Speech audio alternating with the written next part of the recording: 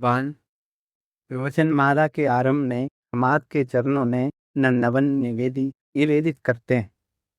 संत शिरोमणि कबीर का पद है, माया महाथबन हम जानी, किरहुम फांस लिए कर डोलय, बोलय मधुरी बानी। केशव के कमला हुई बैठी, शिव के भवन भवानी, पंडा के मूरत हुई बैठी, तीरथ हूँ में पानी। जोगी के जोगिन होई बैठी, राजा थे घन रानी, काबू के हीरा होई बैठी, काबू के कोई कानी।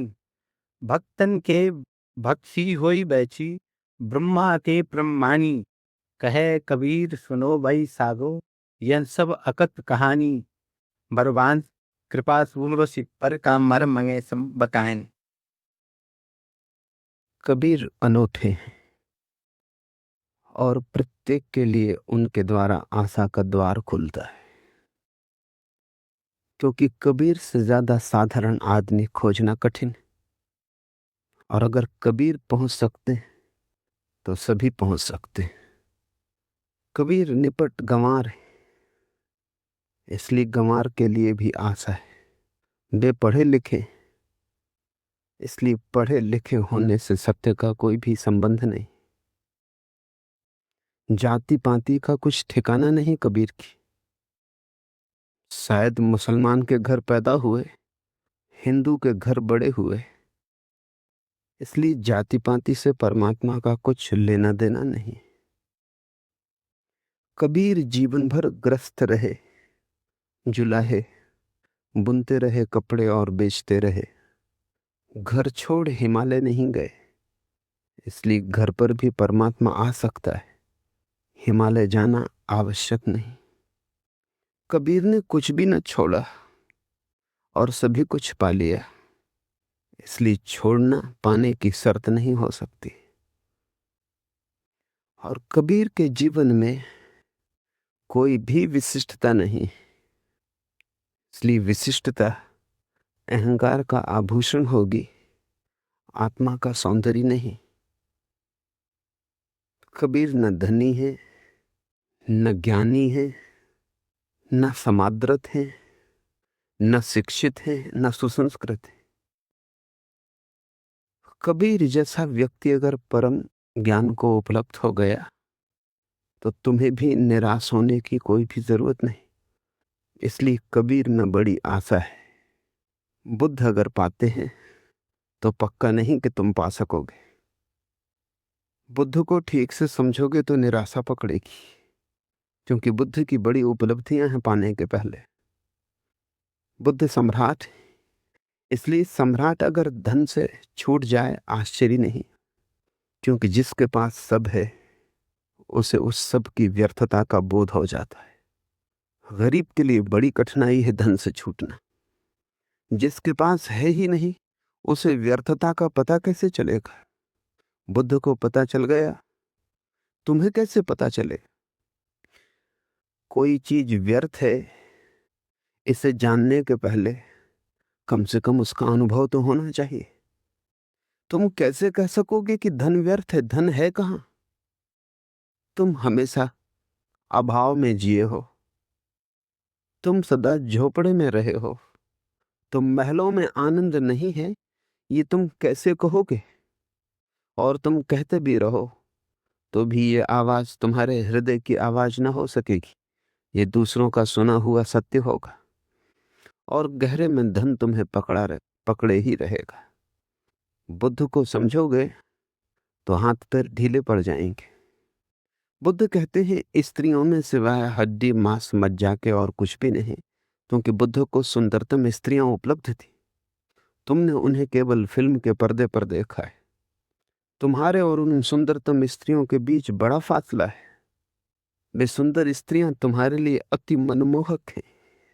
तुम सब छोड़कर उन्हें पाना चाहोगे, क्योंकि जिसे पाया नहीं है वो व्यर्थ है।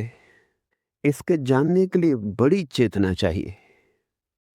कबीर गरीब है और जान गए ये सत्य कि धन व्यर्थ है। कबीर के पास एक साधारण सी पत्नी है और जान गए कि सब राग रंग, सब वैभव विलास, सब सौंदर्य मन की ही कल्पना है। कबीर के पास बड़ी गहरी समझ चाहिए। बुद्ध के पास तो अनुभव से आ जाती है बात, कबीर को तो समझ से ही लानी पड़ेगी। गरीब का मुक्त होना अति कठिन है।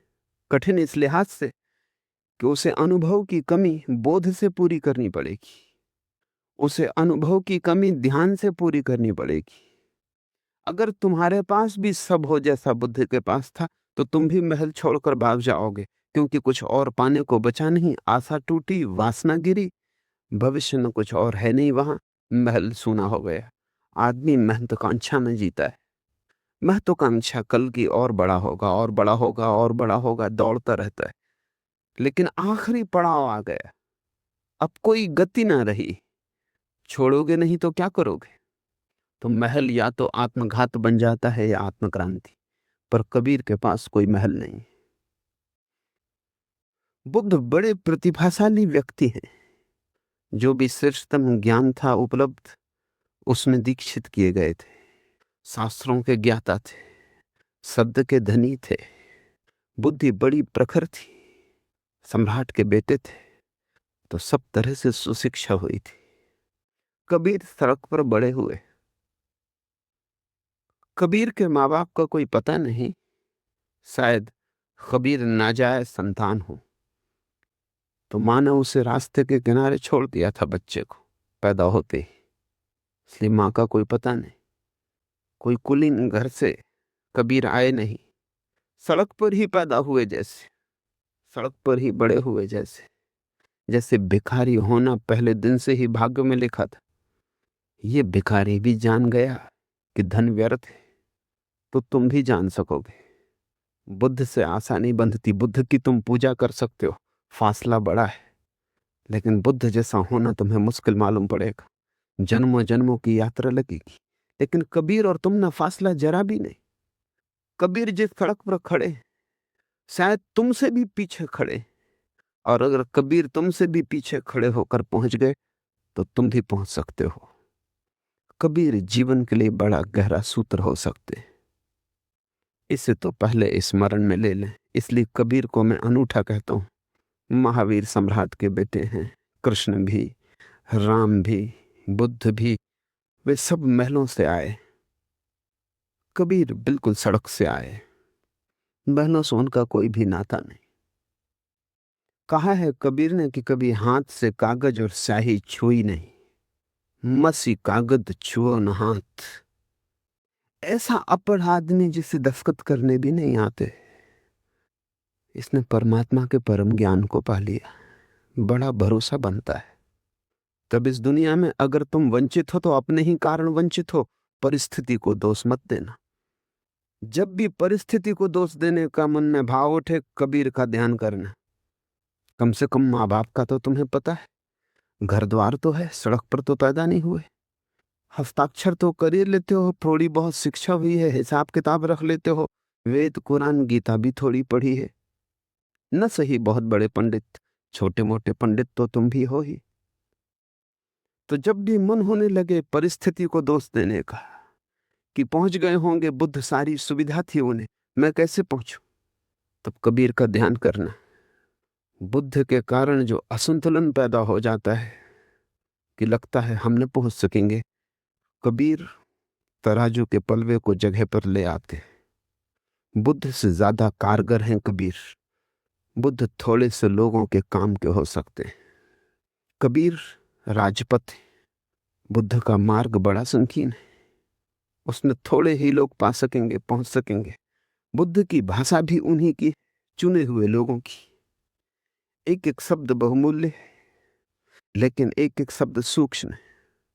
कबीर की भाषा सबकी भाषा है, बेपढ़े लिखे आदमी की भाषा है। अगर तुम कबीर को न समझ पाए तो तुम कुछ भी न समझ पाओगे। कबीर को समझ लिया तो कुछ भी समझने को बचता नहीं। और कबीर को तुम जितना समझोगे उतना ही तुम पाओगे कि बुद्धत्व का कोई भी संबंध परिस्थिति से नहीं। बुद्धत्व तुम्हारी भीतर की अभीप्सा पर निर्भर है, और कहीं भी घट सकता है। झोपड़े में, महल में, बाजार में, हिमालय पर, पढ़े लिखी बुद्धि में, गैर पढ़ी लिखी बुद्धि में, गरीब को, अमीर को, पंडित को, अपढ़ को, कोई परिस्थिति का संबंध नहीं। ये जो वचन इस समाधि शिविर में हम कबीर के लेने जा रहे हैं, इनका शीर्षक है सुनो भाई साधो। और कबीर अपने हर वचन में कहीं ना कहीं साधु को ही संबोधित करते हैं। इस संबोधन को थोड़ा समझने, फिर हम उनके वचनों में उतरने की कोशिश करें। मनुष्य 3 तरह से पूछ सकता है। एक, कुतूहल होता है, बच्चों जैसा, पूछने के लिए पूछ लिया, कोई जरूरत न थी, कोई प्यास भी न थी, कोई प्रयोजन भी न था, ऐसे ही मन की खुजली थी, उठ गया, प्रश्न पूछ लिया, उत्तर मिले तो ठीक, न मिले तो ठीक, दोबारा पूछने का भी ख्याल नहीं आता। छोटे बच्चे जैसा पूछते हैं। रास्ते से गुजर रहे हैं, पूछेंगे ये क्या है, वृक्ष क्या है, वृक्ष हरे क्यों हैं, सूरज सुबह क्यों निकलता है, रात क्यों नहीं निकलता। अगर तुमने उत्तर दिया तो कोई उत्तर के सुनने के लिए उनकी प्रतीक्षा नहीं। जब तुम उत्तर दे रहे हो तब तक वो दूसरा प्रश्न पूछने चले गए। तुम उत्तर ना भी दो तो भी कुछ जोर न डालेंगे कि उत्तर दो। तुम दो या ना दो, ये असंगत है, प्रसंग के बाहर है। बच्चा पूछने के लिए पूछ रहा है। बच्चा केवल बुद्धि का अभ्यास कर रहा है। जैसा पहली दफे जब बच्चा चलता है तो बार बार चलने की कोशिश करता है, कहीं पहुंचने के लिए नहीं, क्योंकि अभी बच्चे की क्या मंजिल है। अभी तो चलने में ही मजा लेता है। अभी तो पैर चला लेता है, इससे बड़ा प्रसन्न होता है, नाचता है कि मैं भी चलने लगा। अभी चलने का कोई संबंध मंजिल से नहीं है। अभी चलना अपने आप में ही अभ्यास है। ऐसा ही बच्चा जब बोलने लगता है तो सिर्फ बोलने के लिए बोलता है, अभ्यास करता है। उसके बोलने में कोई अर्थ नहीं है। पूछना जब सीख लेता है तो पूछने के लिए पूछता है, पूछने में कोई प्रश्न नहीं है, सिर्फ कुतूहल है। तो एक तो उस तरह के लोग हैं, वे बचकाने हैं, जो परमात्मा के संबंध में भी कुतूहल से पूछते हैं। मिले उत्तर ठीक, न मिले उत्तर ठीक, और कोई भी उत्तर मिले, उनके जीवन में उस उत्तर से कोई भी फर्क न होगा। तुम ईश्वर को मानते रहो तो तुम वैसे ही जियोगे, तुम ईश्वर को न मानो तो भी तुम वैसे ही जियोगे। ये बड़ी हैरानी की बात है कि नास्तिक और आस्तिक के जीवन में कोई फर्क नहीं होता। तुम जीवन को देख के बता सकते हो कि यह आदमी आस्तिक है या नास्तिक है। नहीं, तुम्हें पूछना पड़ता है कि क्या आप आस्तिक हैं या नास्तिक। आस्तिक और नास्तिक के व्यवहार में रत्ती भर का कोई फर्क नहीं होता। वैसा ही बेईमान वो, वैसा ही दूसरा, वे सब चचेरे मौसेरे भाई हैं, कोई अंतर नहीं है। एक ईश्वर को मानता है, एक ईश्वर को नहीं मानता। इतनी बड़ी मान्यता और जीवन में रत्ती भर भी छाया नहीं लाती, कहीं कोई रेखा नहीं खींचती। दुकानदारी में वो उतना ही बेईमान है जितना दूसरा, बोलने में उतना ही झूठा है जितना दूसरा। न इसका भरोसा किया जा सकता न उसका। क्या जीवन में कोई अंतर नहीं आता आस्था से? तो आस्था 2 कौड़ी की है, तो आस्था कुतूहल से पैदा हुई होगी। वो बचकानी है। ऐसी बचकानी आस्था को छोड़ देना चाहिए। सबसे सतह पर कुतूहल है। दूसरे थोड़ी गहराई बढ़े तो जिज्ञासा पैदा होती है। जिज्ञासा सिर्फ पूछने के लिए नहीं, उत्तर की तलाश है, लेकिन तलाश बौद्धिक है, आत्मिक नहीं है। तलाश विचार की है, जीवन की नहीं है। जिज्ञासा से भरा हुआ आदमी निश्चित ही उत्सुक है और चाहता है कि उत्तर मिले, लेकिन उत्तर बुद्धि में संजो लिया जाएगा, स्मृति का अंग बनेगा, जानकारी बढ़ेगी, ज्ञान बनेगा, आचरण नहीं, जीवन नहीं। उस आदमी को बदलेगा नहीं, वो आदमी वैसे ही रहेगा, ज्यादा जानकार हो जाएगा। तो जिज्ञासा पैदा होती है बुद्धि से। फिर एक तीसरा तल है जिसको मुमुक्षा कहा है। मुमुक्षा का अर्थ है जिज्ञासा सिर्फ बुद्धि की नहीं है, जीवन की है। इसलिए नहीं पूछ रहे हैं कि थोड़ा और जान लें, इसलिए पूछ रहे हैं कि जीवन दांव पर लगा है, इसलिए पूछ रहे हैं कि उत्तर पर निर्भर होगा कि हम कहां जाएं, क्या करें, कैसे जिएं।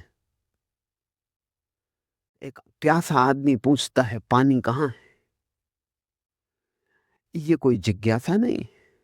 मरुस्थल में तुम पड़े हो, प्यास जलती, और तुम पूछते हो पानी कहां है।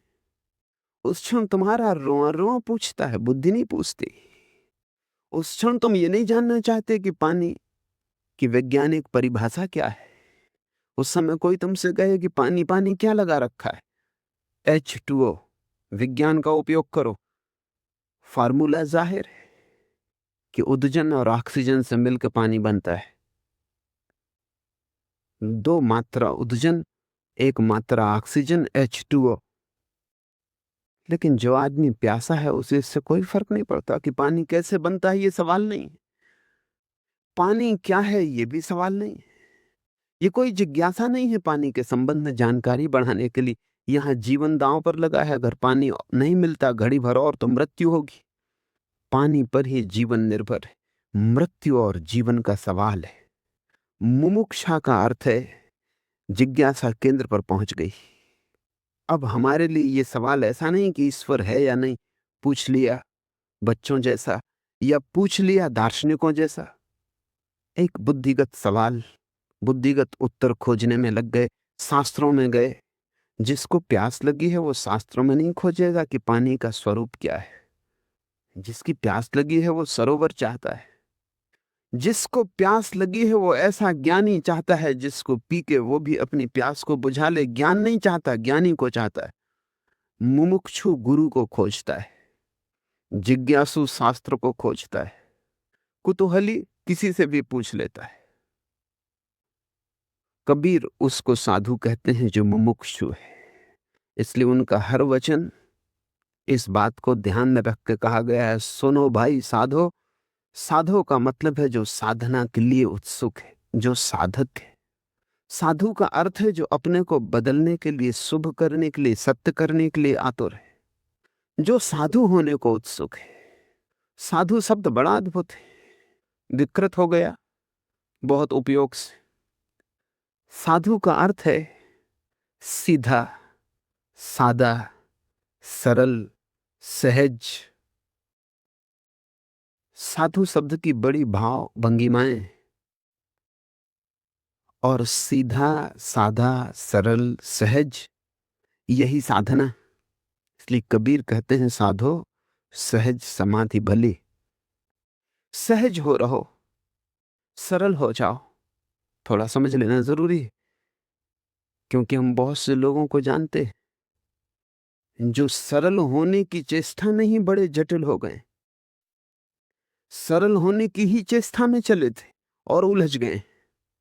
एक मेरे मित्र हैं, लोग उन्हें साधु कहते हैं, मैं उन्हें असाधु कहता हूं, क्योंकि वो सीधे साधे जरा भी नहीं।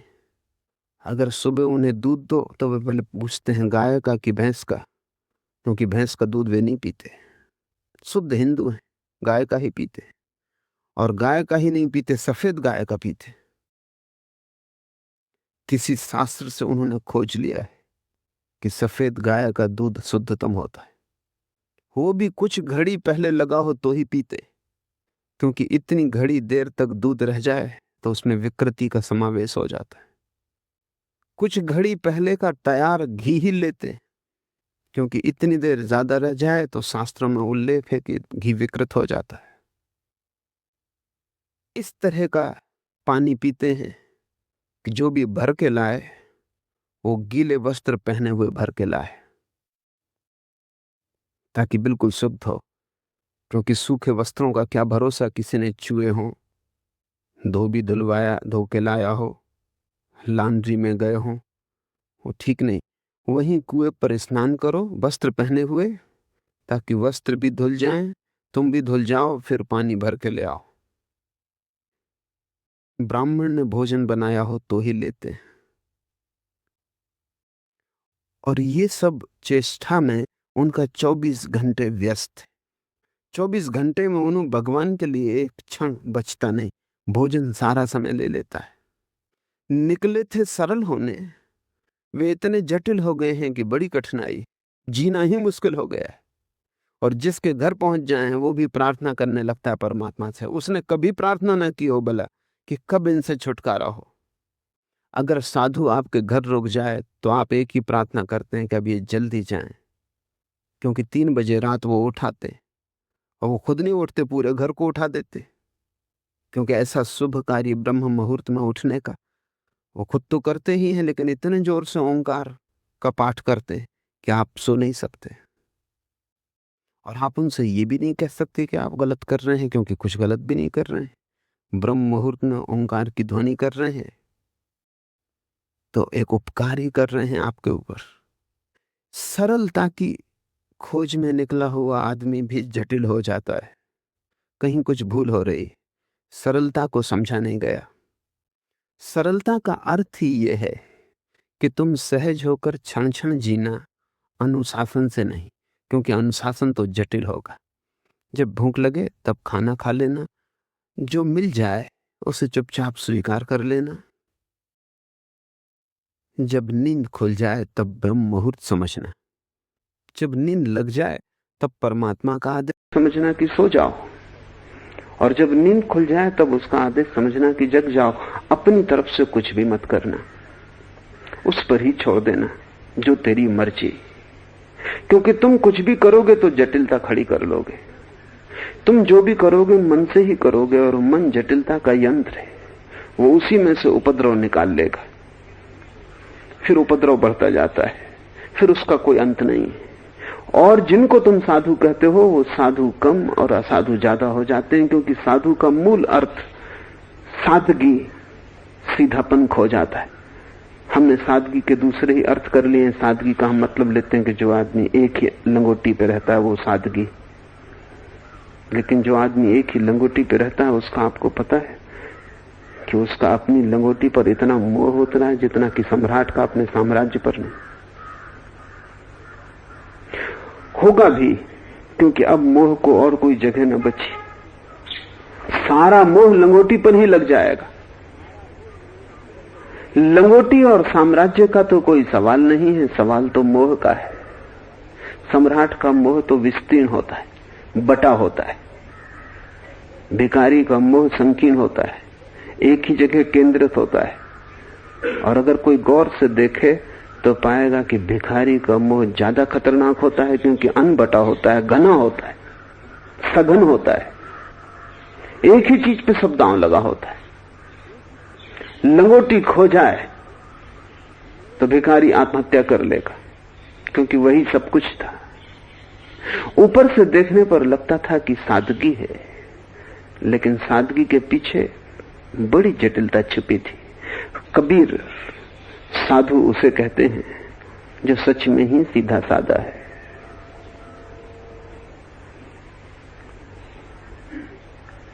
ज्ञानी हो गए, निर्वाण को पा लिया, परम सत्य की अनुभूति हो गई, तो भी कपड़ा बुनना जारी रखा।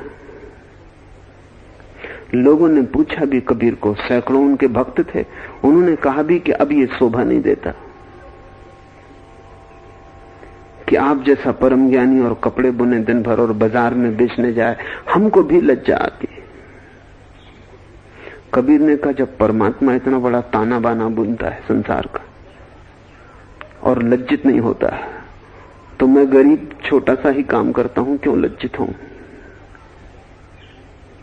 जब परमात्मा इतना बड़ा संसार बुनता है, जुलाहा ही है परमात्मा, मैं भी जुलाहा, मैं थोड़ा छोटा जुलाहा, वो जरा बड़ा जुलाहा। और जब उसने छोड़ के नहीं भाग गया, मैं क्यों भागूं? मैंने उस पर ही छोड़ दिया जो उसकी मर्जी। अभी उसका आदेश नहीं मिला कि बंद कर दो। वो जीवन के अंत तक बूढ़े हो गए तो भी बाजार बेचने जाते रहे, लेकिन उनके बेचने में भी बड़ा भेद था, साधुता थी। कपड़ा बुनते थे तो वो बुनते वक्त राम की धुन करते रहते, इधर से ताना उधर से बाना डालते तो राम की धुन करते रहते। और कबीर जैसा व्यक्ति जब कपड़े के ताने बाने में राम की धुन करे तो उस कपड़े का स्वरूप ही बदल गया। उसने जैसे उसने राम ही बुन दिया। इसलिए कबीर कहते हैं झीनी झीनी बीनी री चतरिया, और कहते हैं बड़ी लगन से और बड़े प्रेम से बीनी है। और जब जाते बाजार में तो ग्राहकों से वो कहते कि राम तुम्हारे लिए ही बुनी है और बहुत संभाल के बुनी है। उन्होंने कभी किसी ग्राहक को राम के सिवा और दूसरा संबोधन नहीं किया। ये ग्राहक राम है, ये इसी राम के लिए बुनी है। ये ग्राहक ग्राहक नहीं है और कबीर कोई व्यवसायी नहीं। कबीर व्यवसाय करते रहे और सादे हो गए। उन्होंने सादगी को अलग से नहीं साधा। अलग से साधोगे कि जटिल हो जाएगी। सादगी साधी नहीं जा सकती, समझ सादगी बन जाती है।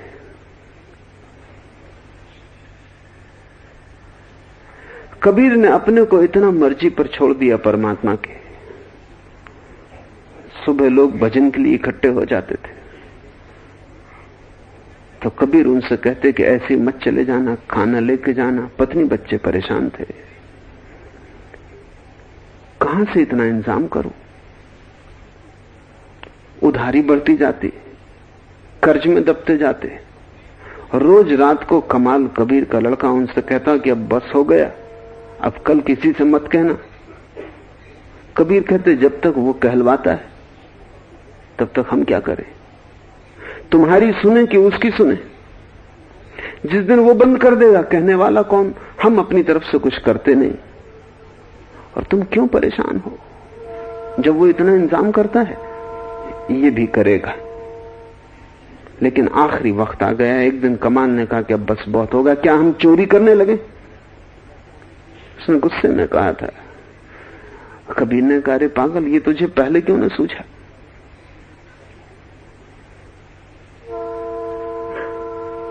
कमाल ने सोचा कि कबीर समझे नहीं कि मतलब क्या है, तो उसने दोबारा कहा, क्या समझे? मैं कह रहा हूं क्या हम चोरी करने लगे? कहां से लाएं? कबीर ने कहा, सभी उसका है, क्या चोरी क्या अचोरी, जो उसकी मर्जी। ये ख्याल पहले क्यों ना आया? कमाल भी अद्भुत लड़का था। उसने कहा आज परीक्षा पूरी ही हो ले। तो उसने कहा फिर मैं जाता हूं चोरी पर, लेकिन साथ तुम्हें भी आना पड़ेगा।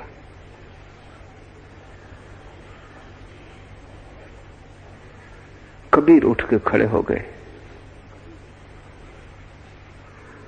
समझना हमें कठिन हो जाएगा, क्योंकि हम सीधे आदमी को जानते ही नहीं। हमारा साधु कहता चोरी पाप है,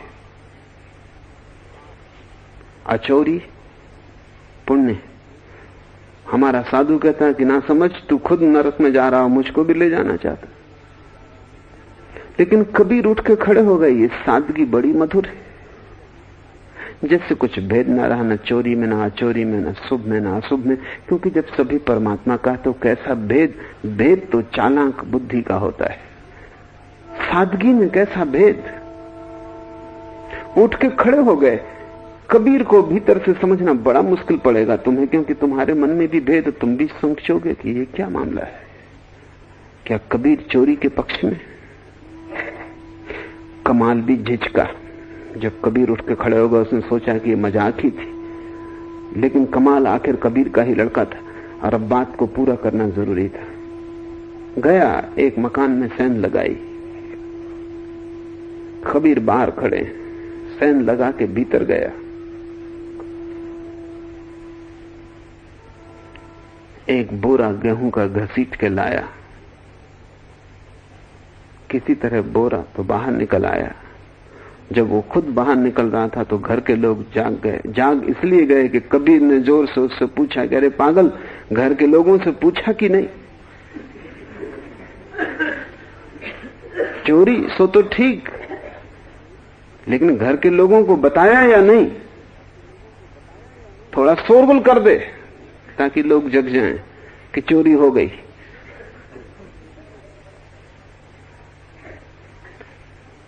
एक सीधा साधा आदमी जिसके लिए भेद गिर गए हैं, ये आवाज सुन के, बातचीत सुन के घर के लोग जग गए। और जब कमाल निकल रहा था दीवार के छेद से तो किसी ने उसके पैर पीछे पकड़ लिए। तो कमाल ने कहा अब क्या किया जाए? कम से कम इतना ही करो कि मेरी गर्दन काट के ले जाओ, ताकि कम से कम बदनामी तो ना हो।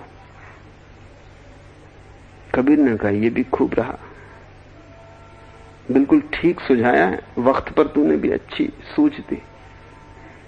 और कहानी है कि कबीर गर्दन काटने के पहले कमाल से बोले, गर्दन तो काट ले जाता हूं, लेकिन बात छुपाए छुपेगी नहीं, उसको सब पता है।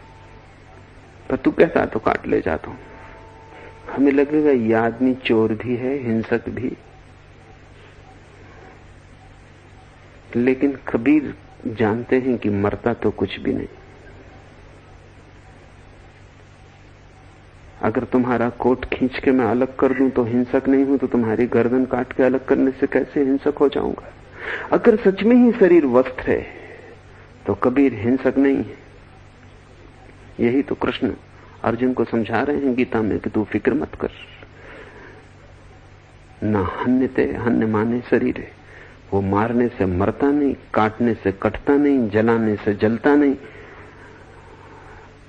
कबीर वही तो कर रहे हैं। उन्होंने काट लिया कमाल का सिर, लेकिन उससे कहा कि तू कहता तो काटे लेता हूं, बाकी बात छिपाए ना छिपेगी, पता चल जाएगा। क्योंकि उसको तो सब पता ही है, फिर भी ठीक, जैसी उसकी मर्जी। घर के लोगों को सख्त हुआ शरीर को देखकर कि लगता कमाल का, लेकिन बिना गर्दन के। बड़ी अद्भुत कहानी है। उन्होंने दूसरे दिन सुबह जब कबीर निकलते थे, नदी की तरफ जाते थे, गीत गाते, भजन कीर्तन करते, स्नान करने, और उनके 100-200 भक्त जाते थे, दरवाजे के सामने एक खंभे पर कमाल का शरीर लटका दिया।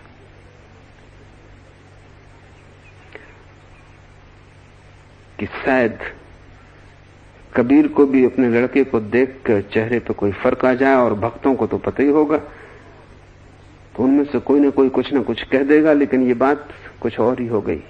जब कबीर का जुलूस वहां पहुंचा तो कबीर रुक गए और उन्होंने कहा, देखो कमाल लटका है खंबे पर। रोज बेचारा सम्मिलित होता था, आज सम्मिलित ना हो पाएगा, लेकिन हम कीर्तन तो उसके पास करें ही। कहानी है कि जब उन्होंने कीर्तन किया तो कमाल के हाथ, मुर्दा हाथ ताली देने लगे।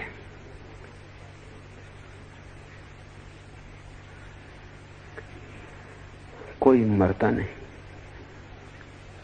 मृत्यु असंभव है। मृत्यु तक तुम्हारी मान्यता है। तुमने माना है इसलिए तुम मरते हो, और तुमने जाना नहीं है इसलिए तुम मरते हो। जीवन ऊर्जा सब तरफ व्याप्त है। और कबीर ने कहा, पागल, पहले ही कहा था कि बात छिपाए न छुपेगी। चोरी तो ठीक, लेकिन उसको सब पता है। अब उसने खोल दिया राज। इसलिए कबीर ने अपने भक्तों से कहा, सदा मैंने कहा उसकी मर्जी से चलो। जीवन का बड़े से बड़ा सत्य है भेद का गिर जाना, बुरे और भले का, शैतान और संत का, रात और दिन का, जीवन और मृत्यु का, अंधकार और प्रकाश का। सारा भेद जब गिर जाए, शुभ और अशुभ का, तब कोई साधु। हम तो उसे साधु कहते हैं जो अंधेरे के विपरीत प्रकाश के पक्ष में। हम उसे साधु कहते हैं जो अशुभ के विपरीत शुभ के पक्ष में। हम उसे साधु कहते हैं जो संत है और शैतान नहीं। लेकिन हमारा साधु हमारी ही बुद्धि का प्रक्षेपण है, कबीर का साधु नहीं। कबीर का साधु तो वही है जिसके लिए सारे भेद विलीन हो गए, जो अभेद में जीता है, जिसका द्वैत नष्ट हुआ, जो अद्वैत में जीता है, जो एक को पा लिया है। उस एक में कौन होगा संत, कौन होगा शैतान? उस एक में कौन होगा सज्जन, कौन होगा दुर्जन? उस एक में क्या होगा पाप, क्या होगा पुण्य? सब भेद माया है।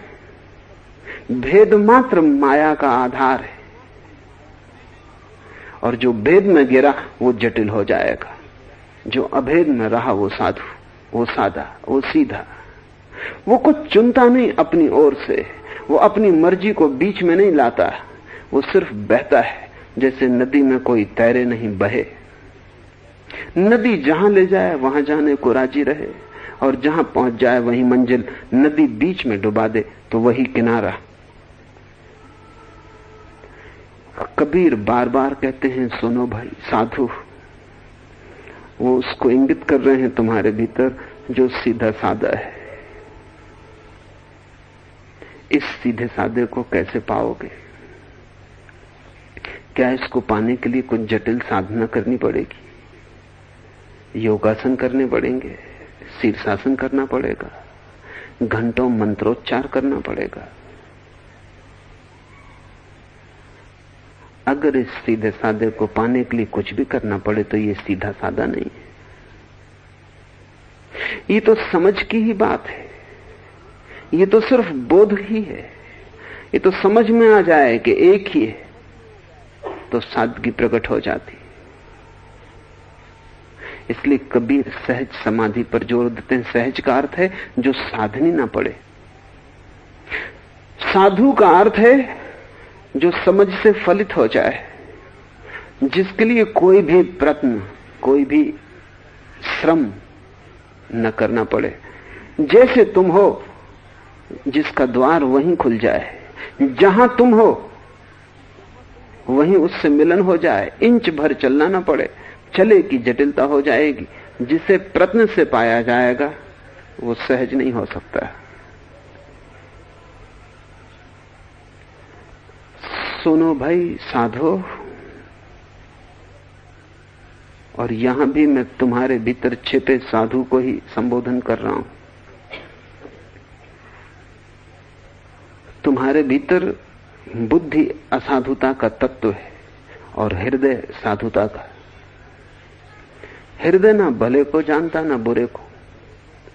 हृदय के पास कोई गणित नहीं। हृदय को काटने की कला आती ही नहीं। हृदय कोई कैंची नहीं है। हृदय को जोड़ने की कला आती है। हृदय सुई धागे की भांति है।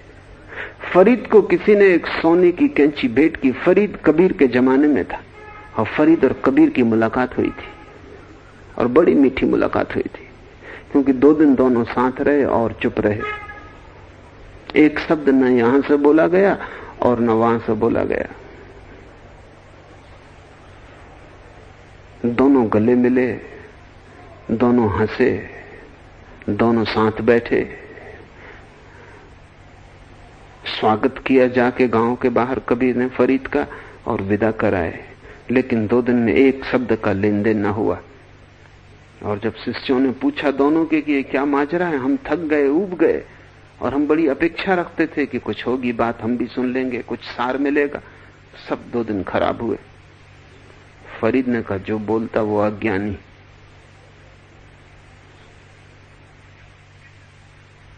अगर मैं बोलता तो मैं अज्ञानी, अगर कबीर बोलते तो वो अज्ञानी।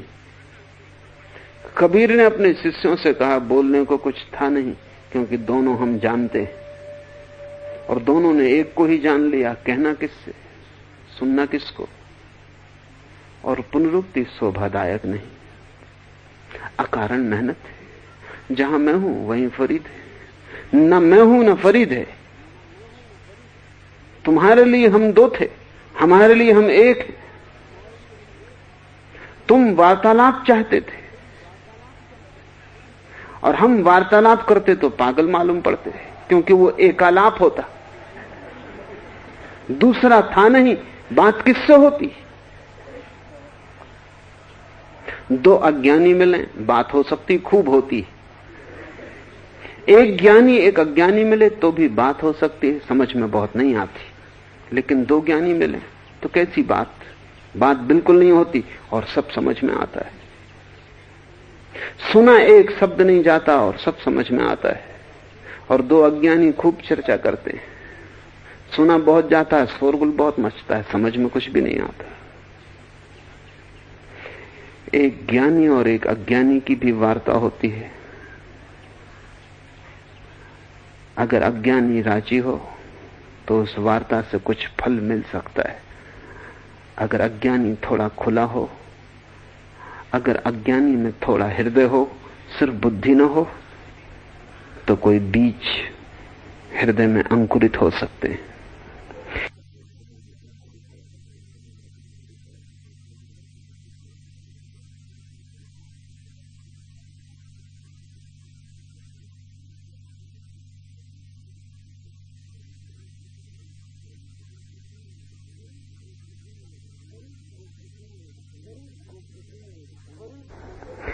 फरीद को किसी ने एक सोने की कैंची भेंट की।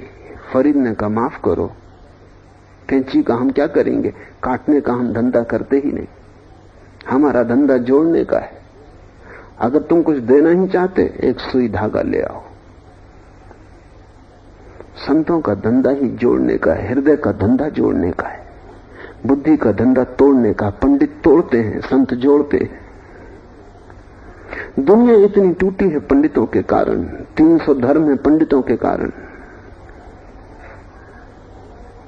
पंडित भेद निकालता है, बारीक भेद निकालता है। संत अभेद को खोजते हैं।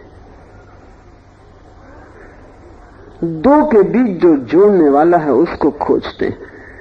पंडित दो के बीच जो तोड़ने वाला है उसको खोजते हैं। इसलिए वास्तविक विरोध संत और असंत के बीच नहीं है, संत और पंडित के बीच है। संत और पापी के बीच वास्तविक विरोध नहीं है, संत और पंडित के बीच वास्तविक विरोध है। धर्मों का जन्म होता है संतों से और विनाश होता है पंडितों से। और जैसे ही जन्म होता है धर्म का, वैसे ही पंडित हावी हो जाते हैं।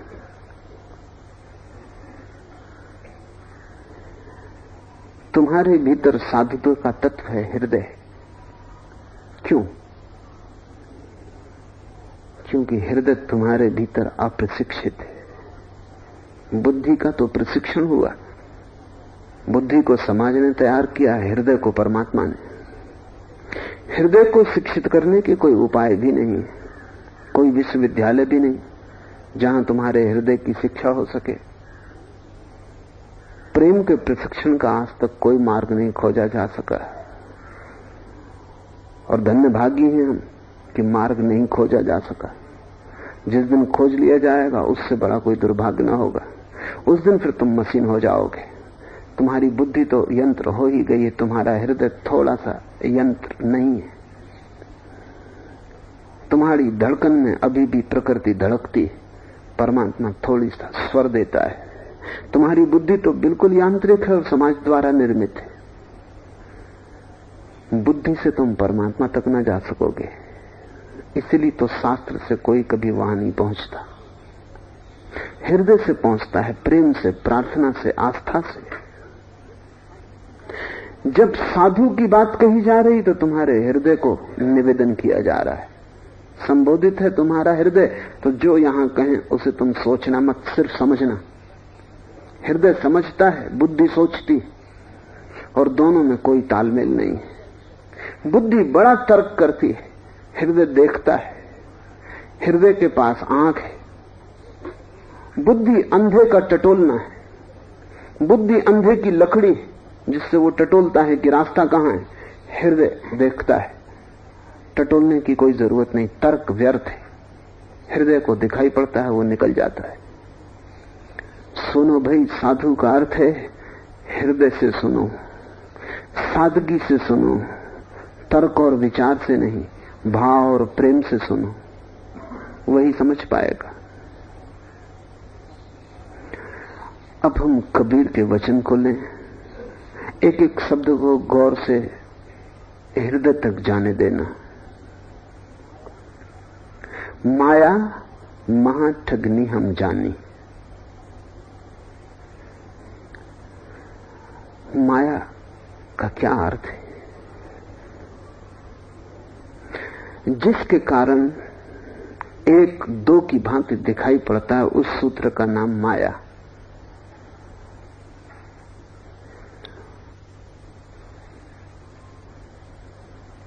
तुमने नशा कर लिया, शराब पी ली, तब तुम्हें एक आदमी रास्ते पे आता दिखाई पड़ता है और लगता है दो आ रहे हैं।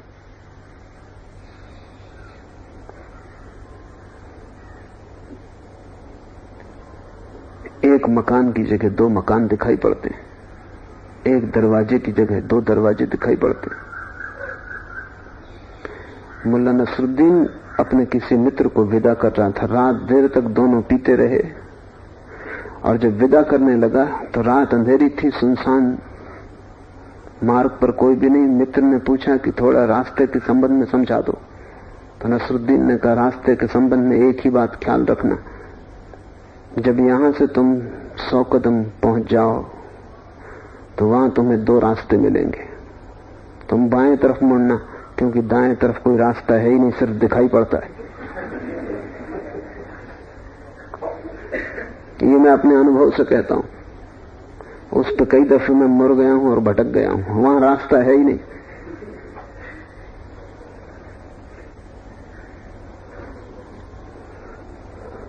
मुन्ना नसरुद्दीन अपने बेटे को समझा रहा था शराब घर में बैठा के। उसने कहा कि देख बेटा, उस कोने में देख जहां 4 आदमी बैठे, जब ये 8 दिखाई पड़ने लगे तब समझना कि बस अब रुक जाना जरूरी है, बस फिर फौरन घर की तरफ चल पड़ना। उस बेटे ने कहा, पिताजी मुझे केवल 2 आदमी दिखाई पड़ रहे हैं। वो नसरुद्दीन ज्यादा पहले ही पी चुके थे। नशे में जब तुम हो तब तुम भीतर कपते हो, उस कंपन के कारण बाहर भी सब चीजें कपती। जब नशे में तुम हो तब तुम 2 हिस्सों में भीतर बट जाते हो, क्योंकि एक तो तुम्हारे भीतर तत्व है जो कभी भी नशे में नहीं हो सकता है। तुम्हारी चेतना कभी भी बेहोश नहीं हो सकती। नशा तुम्हारे शरीर में जाता है, मन में जाता है, आत्मा में नहीं जा सकता है। जैसे ही नशा तुम्हारे भीतर प्रवेश करता है तुम 2 हिस्सों में बट जाते हो, तुम्हारी आत्मा अलग, तुम्हारा शरीर मन अलग। और शरीर मन तो एक ही है, उनमें बहुत भेद नहीं, वो एक ही तत्व के सूक्ष्म और स्थूल रूप है। तुम भीतर बट जाते हो और सब कपने लगता है। जब तुम भीतर कपने लगते हो बाहर सब कपने लगता है। माया एक नशा है। कबीर कहते हैं, माया महाठगनी हम जानी, और हमने जाना कि माया बड़ी ठगनी है। उसके कारण सब दो हो गया है। निर्गुण फांस लिए कर डोले, बोले मधुरी बानी, केशव के कमला हुई बैठी, शिव के भवन भवानी। इस विचार को थोड़ा समझें। राम के साथ सीता है, कृष्ण के साथ राधा है, शिव के साथ शिवानी, विष्णु के साथ लक्ष्मी। हिंदुओं ने बड़े विचार के ये प्रतीक चुने। ये तुम्हारे कारण, क्योंकि तुम 2 में बटे हो, परमात्मा तुम्हारे लिए एक नहीं हो सकता।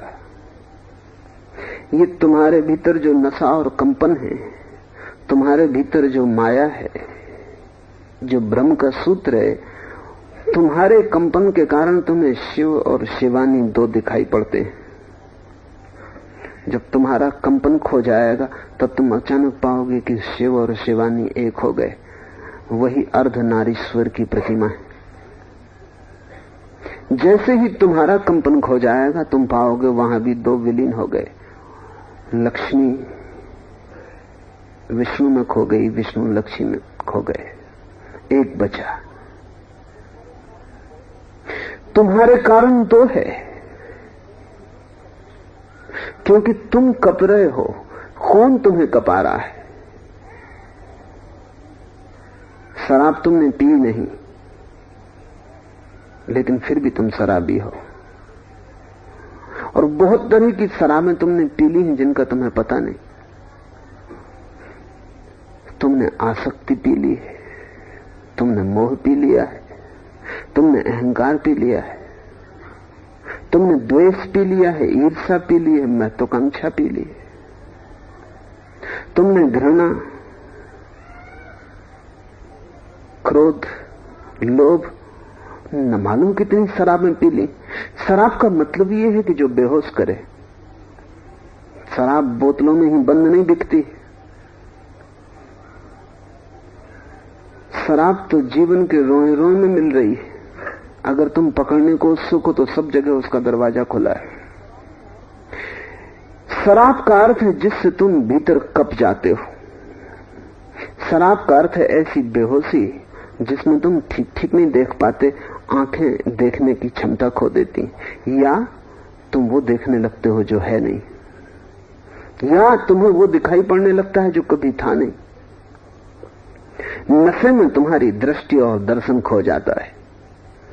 ख्याल करो, जब तुम मोह से भर जाते हो तब तुम्हें वही नहीं दिखाई पड़ता जो है। तुम्हारा मोह तुम्हें जो दिखाता है वही दिखाई पड़ता है। जब तुम क्रोध से भर जाते हो तब तुम कुछ और देखने लगते हो। एक स्त्री के मोह में तुम पड़ गए या एक पुरुष के, वो स्त्री बहुत सुंदर दिखाई पड़ती, ऐसा लगता है जगत में वैसा कोई भी नहीं, वैसा सौंदर्य कभी हुआ ही नहीं। वो स्त्री वैसी ही साधारण थी कल तक। रास्ते पे कई बार तुम गुजरे थे और उस स्त्री को देखा था, आज अचानक क्या हो गया? तुम्हारे भीतर कुछ मोह का उदय हुआ है, तुम्हारे भीतर कोई सम्मोहन जगा है, तुम्हारे भीतर कोई नशा छा गया है। स्त्री वही है, कल भी वही थी, अचानक आज स्त्री सुंदर नहीं हो जाएगी। तुम्हारे भीतर कुछ फर्क हुआ है, तुम कुछ पागल हुए हो। आज स्त्री परम सौंदर्यवान दिखाई पड़ रही। आज तुम जो देख रहे हो वास्तविक नहीं, आज तुम जो देख रहे हो अपने ही सपने का विस्तार है। आज स्त्री केवल पर्दा बन गई है और तुम अपना ही सपना उस पर देख रहे हो। रहो कुछ दिन उस स्त्री के पास, कर लो विवाह, थोड़े दिन में सपना टूटने लगेगा, क्योंकि सपने सदा नहीं चल सकते। सपनों का गुणधर्म ही यही है कि वे कभी होते हैं कभी खो जाते हैं। 24 घंटे कोई सपना नहीं देख सकता और 24 घंटे कोई नशे में नहीं रह सकता, और सदा के लिए नशे में रहने का कोई उपाय नहीं। सत्य ही सदा रह सकता है, सपना सदा नहीं रह सकता। 2-4 दिन बीतते बीतते ही स्त्री साधारण होने लगती। यद्यपि तुम फिर भी कोशिश करते रहते हो सपने को खींचने की, लेकिन तुम जानते हो कि सपना टूटने के करीब आ गया। महीने 2 महीना बहुत मुश्किल है कि सपना चल जाए, और जब सपना टूट जाता है तब एक विरक्ति, तब एक उदासी, तब एक विषाद घेर लेता है। अब तुम विषाद और उदासी के माध्यम से उसी स्त्री को देखने लगते हो। वो साधारण हो गई, कहां पर्वत पर थी, शिखर पर थी, और अब कहां खाई में, खड्ड में गिर गई। कल तक स्वर्ण काया थी उसकी, अब उसके शरीर से गंध आने लगी। कल तक उसके शरीर पर कभी पसीना न दिखाई पड़ा था, तुम देख ही ना सकते थे पसीना, आज शरीर से बदबू आने लगी। कल तक सुगंध थी, आज सब दुर्गंध हो गई। अब तुम क्रोध और घृणा से भी देखना शुरू करोगे, तभी वो स्त्री बहुत कुरूप मालूम पड़ने लगेगी। और स्त्री वही है, पुरुष वही है, वहां कुछ भी भेद नहीं हुआ, सारा भेद तुम्हारे भीतर हो रहा है। कबीर कहते हैं, माया महा ठगनी हम जाने। माया तुम्हारे भीतर बेहोश होने की कला का नाम है। माया तुम्हारे सो जाने की पद्धति है। माया तुम्हारे स्वप्न देखने की प्रक्रिया है। कोई आदमी धन के पीछे दीवाना है तो तुम कल्पना ही नहीं कर सकते, अगर तुम धन के दीवाने नहीं हो, उसे धन में क्या दिखाई पड़ता है। वो रोज अपनी तिजोरी खोलता है, तब तुम उसकी आंखें देखो जैसा कोई प्रेमी अपनी प्रेयसी को देखता हो। किसी कवि ने कभी जगत के सौंदर्य को इस भाव विभोर होकर नहीं देखा जैसा धन का दीवाना तिजोरी खोल कर देखता है। तब उसकी आंखों में देखो कितने सपने तैरते हैं और आंखों में कैसी चमक आ जाती। तुम्हें अगर कोहिनूर हीरा पड़ा हुआ मिल जाए रास्ते पर और तुम धन के दीवाने हो तो तुम अपनी सारा होश खो दोगे। और कोहिनूर सिर्फ एक पत्थर है, लेकिन तुम्हारे भीतर सब बदल जाएगा। कोहिनूर एक परिस्थिति है जिसमें तुम्हारे भीतर के सोए हुए सारे नशे जग जाएंगे, और तब तुम्हें कोहिनूर में जो दिखाई पड़ेगा वो कोहिनूर में नहीं है, वो तुमने ही डाला है। तुम जो भी जगत में देख रहे हो वो जगत में नहीं है, वो तुम्हारा डाला हुआ है। पद लोलो पद में जो देखता है, पागल होकर लोग दौड़ते रहते हैं। मुल्ला नसरुद्दीन एक दिन लौट रहा था, रात वर्षा के दिन थे और धीमी धीमी फुहार पड़ रही थी। रास्ते में गांव का राजनीतिक नेता वो मिल गया। उसने कहा, नसरुद्दीन बिना छाते के। नसरुद्दीन कहना नहीं चाहता था कि छाता नहीं है और अभी सुविधा भी नहीं खरीदने की। नसरुद्दीन ने कहा कि ये एक आध्यात्मिक अभ्यास है, ये ध्यान का प्रयोग, इसमें बड़ा अनुभव होता है। परमात्मा वर्षा कर रहा है और तुम मूर्ख छाता लगाए, ये कोई बात हुई? बंद करो छाता और जरा खड़े होकर देखो, बड़ा इल्हाम होगा, बड़ा रिविलेशन होगा, बड़ा उद्घाटन होगा। परमात्मा बड़े सत्य देता है। राजनेता को भरोसा तो ना आया, लेकिन उसने सोचा हर्ज क्या है करके देखने में। दूसरे दिन वो बड़ा क्रोधित लौटा और उसने कहा, नसरुद्दीन मजाक की एक सीमा होती, रात भर बुखार चढ़ा रहा, तुमने जैसा कहा था वैसे ही मैंने किया। जब सब लोग सो गए तो मैं बाहर गया और खड़ा रहा पानी में, कुछ हुआ नहीं। बस ये हुआ कि मेरी गर्दन से पानी उतर के कपड़ों के भीतर चला गया, ठंड लगने लगी, शरीर कपने लगा और मुझे ऐसा लगा कि मैं भी क्या मूर्खपन कर रहा हूं, ये कैसा मूर्खता का मैं काम कर रहा हूं, क्या मैं मूर्ख हूं या पागल हूं? नसरुद्दीन ने कहा, बस ये क्या कोई कम इल्हाम? पहले अभ्यास में इतनी बड़ी अनुभूति, ये क्या कोई कम उपलब्धि? अभ्यास किए जाओ और भी आगे अनुभव होंगे।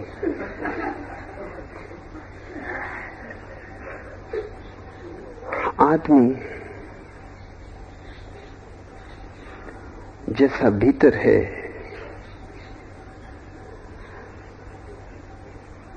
उस भीतर की परिस्थिति को अगर न बदला जाए, अगर न तोड़ा जाए, तो तुम परमात्मा को बाहर न पा सकोगे, क्योंकि तुम जो भी पाओगे वही संसार होगा। तुम जो भी देखोगे वो तुम्हारी ही आंखें देखेंगी। तुम जो भी पाओगे पाने वाले तुम ही रहोगे। असली सवाल परमात्मा को खोजने का नहीं है, असली सवाल भीतर से बेहोशी तोड़ने का है। बेहोश आदमी जहां भी जाएगा बेहोशी ही पाएगा।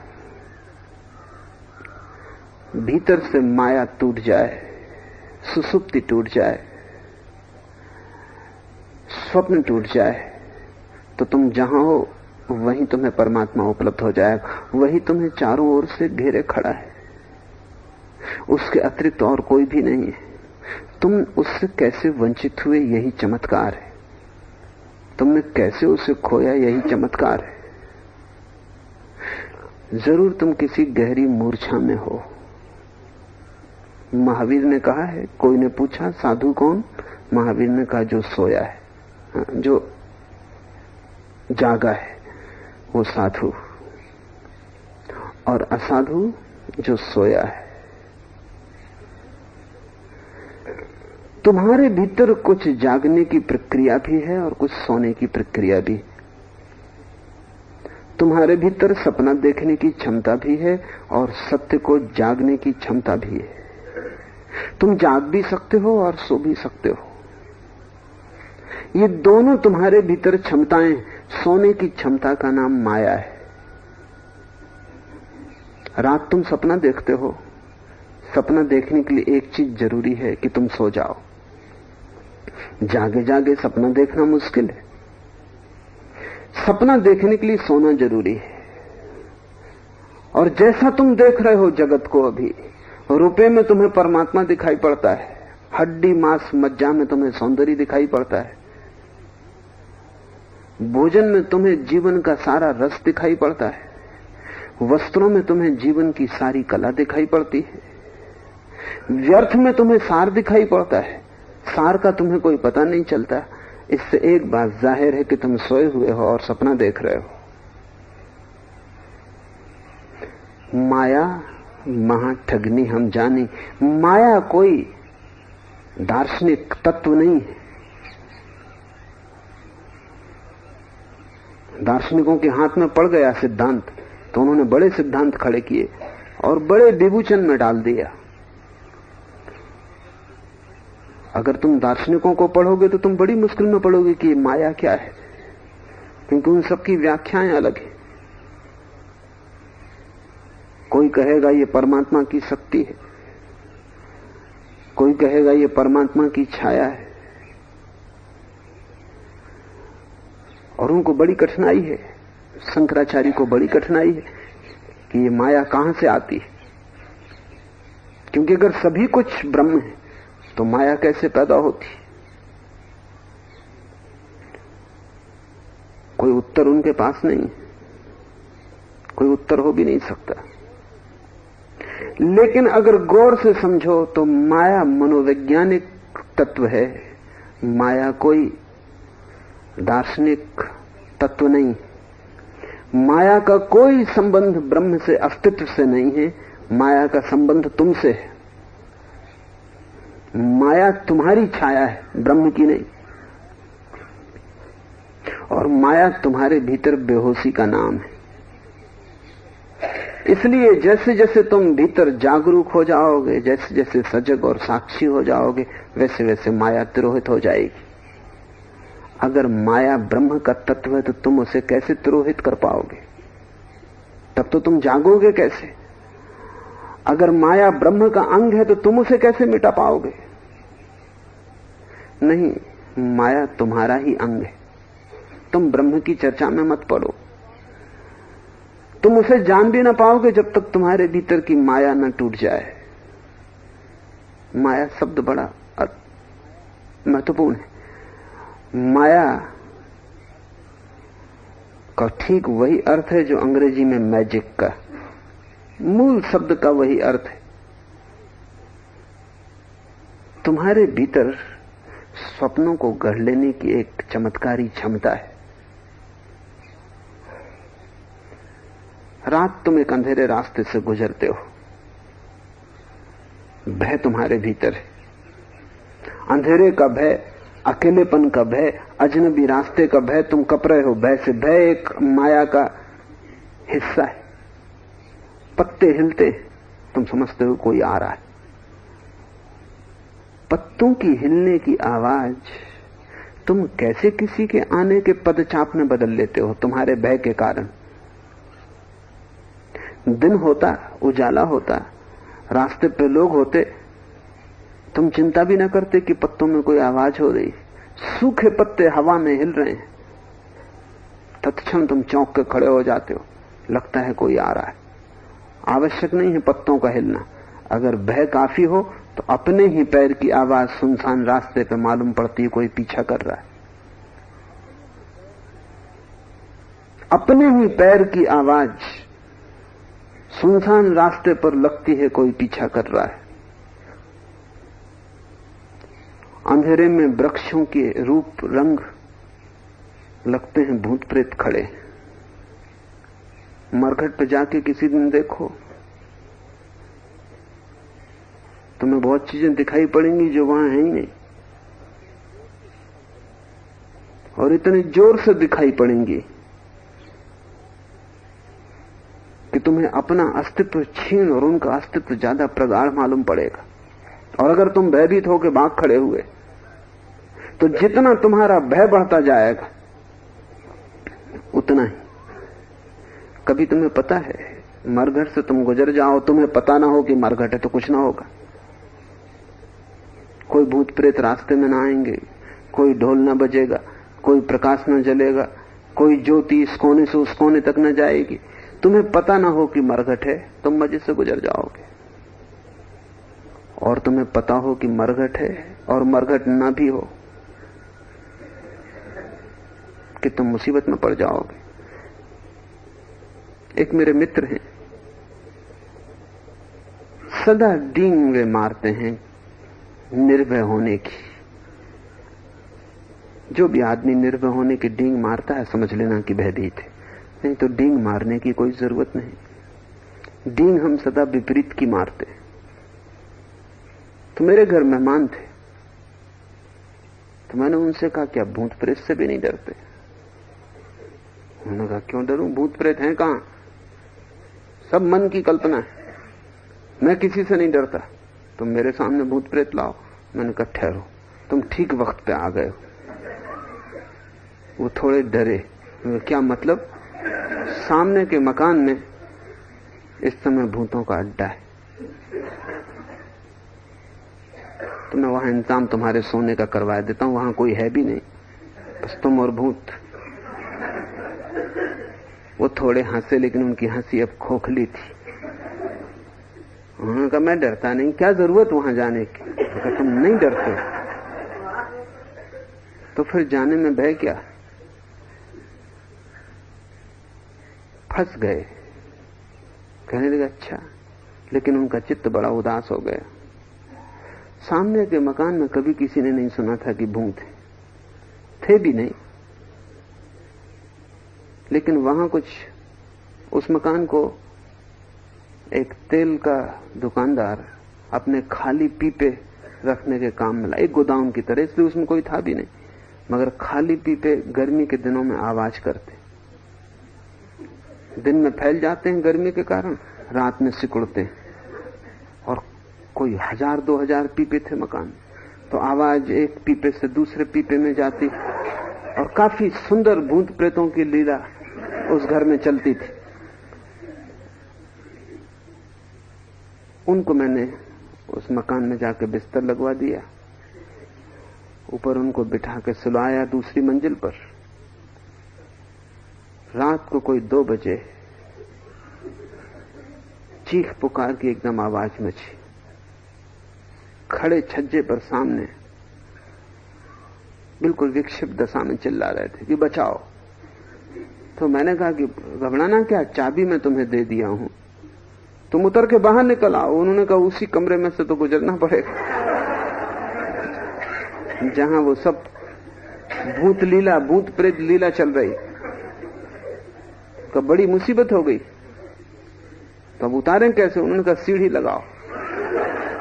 सामने से सीढ़ी लगाए हुए इतने कपड़े थे कि सीढ़ी पर से गिर पड़े।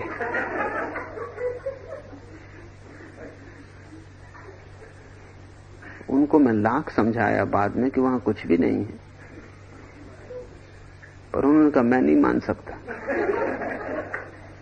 ऐसा हो ही नहीं सकता कि वहां कुछ न हो, क्योंकि मैंने बराबर पीपों में से भूतों को निकलते और दूसरे पीपों में जाते देखा, आंख से देखा है। अब वे डींग नहीं मारते, कम से कम मेरे सामने तो नहीं मारते। और तब से वे भूत प्रेतों के बड़े भक्त हो गए।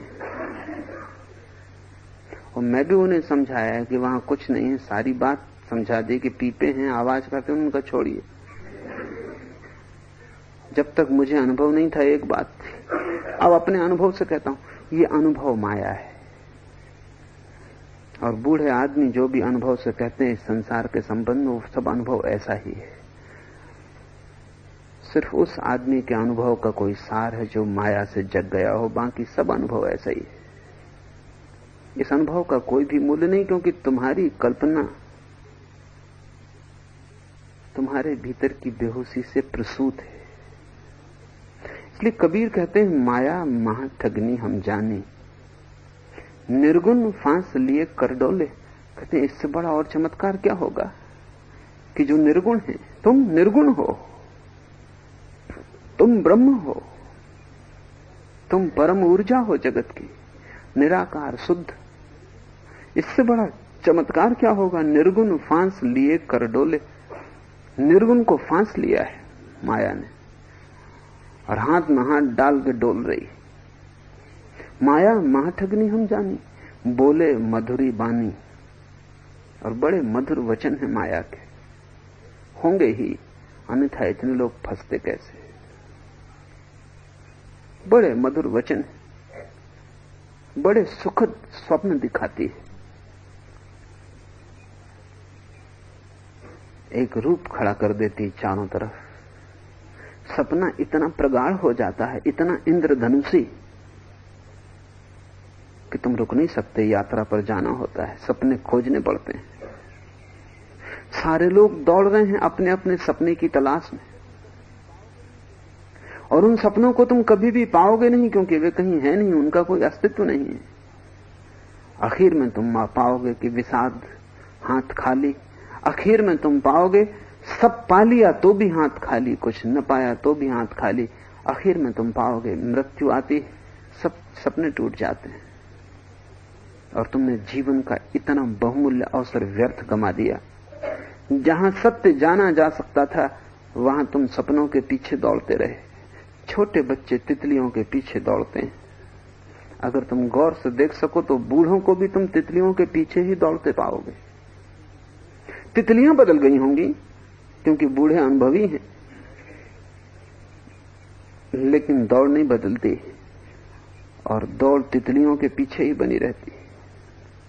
छोटे बच्चे को हम कहते हैं क्या पागल हुआ है, तितली को पकड़ के भी क्या करेगा? लेकिन बूढ़े क्या पकड़ने के लिए दौड़ रहे हैं? तुम खुद क्या पकड़ने के लिए दौड़ रहे हो?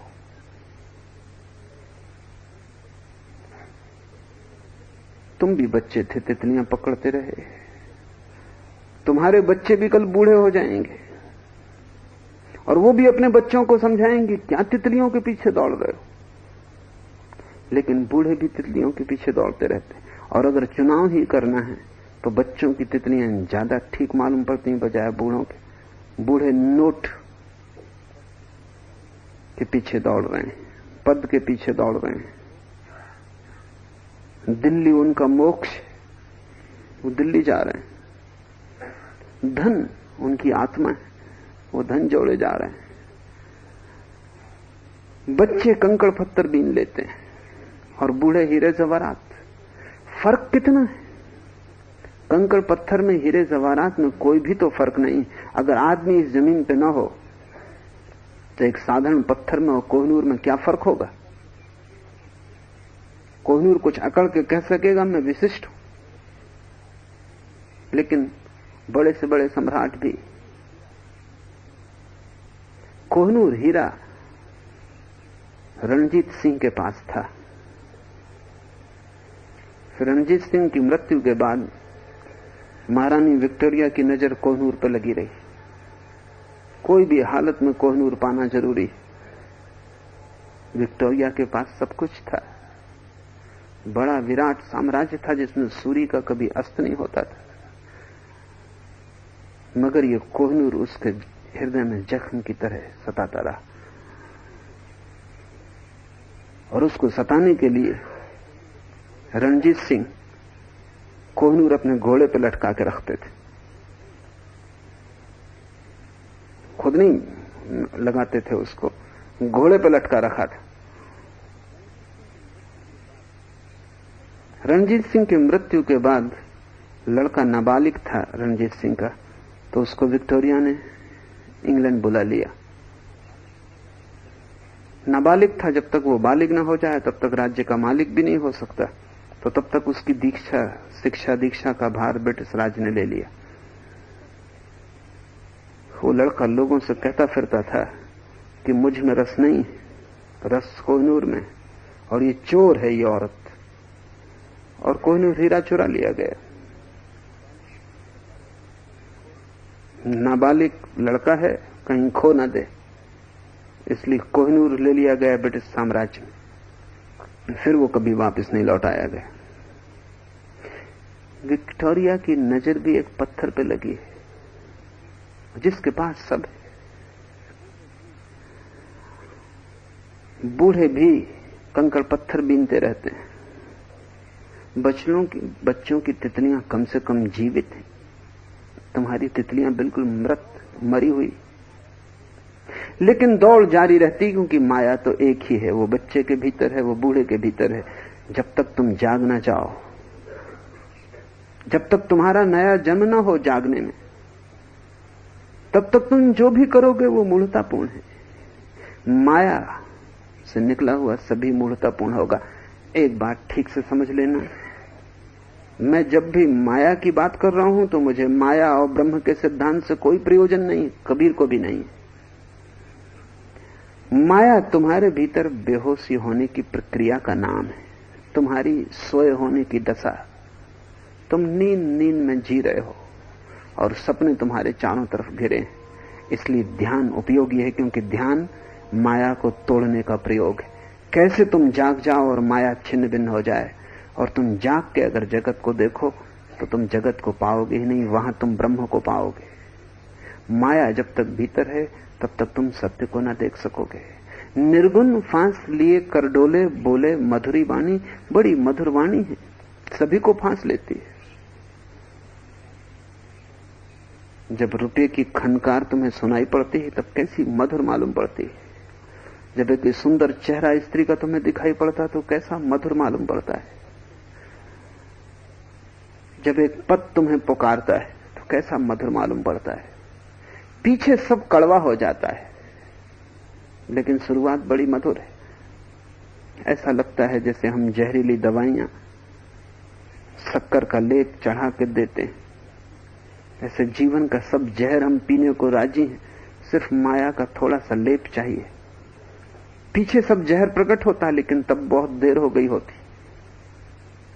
इस बात को ध्यान में रखना कि जिस अनुभव में सुख पहले हो और पीछे दुख आए, उसे समझना कि वो माया से पैदा हुआ।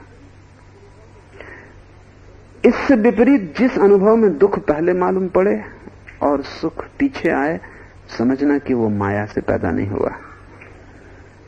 तप की परिभाषा इतनी ही है कि वहां दुख पहले है और सुख बाद में, और भोग की परिभाषा इतनी ही है कि वहां सुख पहले है और दुख बाद में। सुख स्वागत करता मिलेगा सदा, वो माया का सेवक, पीछे दुख छिपा है।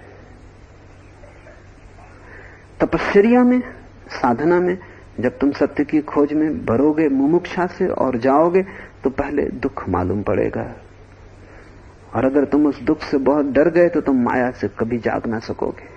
अगर तुम उस दुख के लिए राजी हो गए तो जल्दी ही दुख नष्ट हो जाता है और महासुख के द्वार खुल जाते हैं। दुख को सचेतन रूप से चुनना तपश्चर्या है। सुख के पीछे दौड़ते रहना, तितलियों के पीछे दौड़ते रहना, और मजा यह है कि सुख के पीछे जो दौड़ता है उसे दुख मिलता है, और जो दुख के लिए राजी है वो महासुख का अधिकारी हो जाता है। इस गणित को बहुत साफ समझ लेना जरूरी है, क्योंकि इस गणित को समझे बिना माया को तोड़ा नहीं जा सकता, उसकी मधुर वाणी से उठा नहीं जा सकता। बड़ा मीठा सपना है उसका। केशव के कमला हुई बैठी, शिव के भवन भवानी, पंडा के मूरत हुई बैठी, तीरथ हूं में पानी, जोगी के जोगन हुई बैठी, राजा के घर रानी, काहू के हीरा हुई बैठी, काहू के कौनी कानी, भक्तिन के भक्ति हुई बैठी, ब्रह्मा के ब्रह्मानी। कहे कबीर सुनो भाई साधो, यह सब अकथ कहानी। कबीर कह रहे हैं कि जो नहीं कहा जा सकता, जो अकथ है, वो कहानी तुमसे कहता हूं। कहा तो नहीं जा सकता,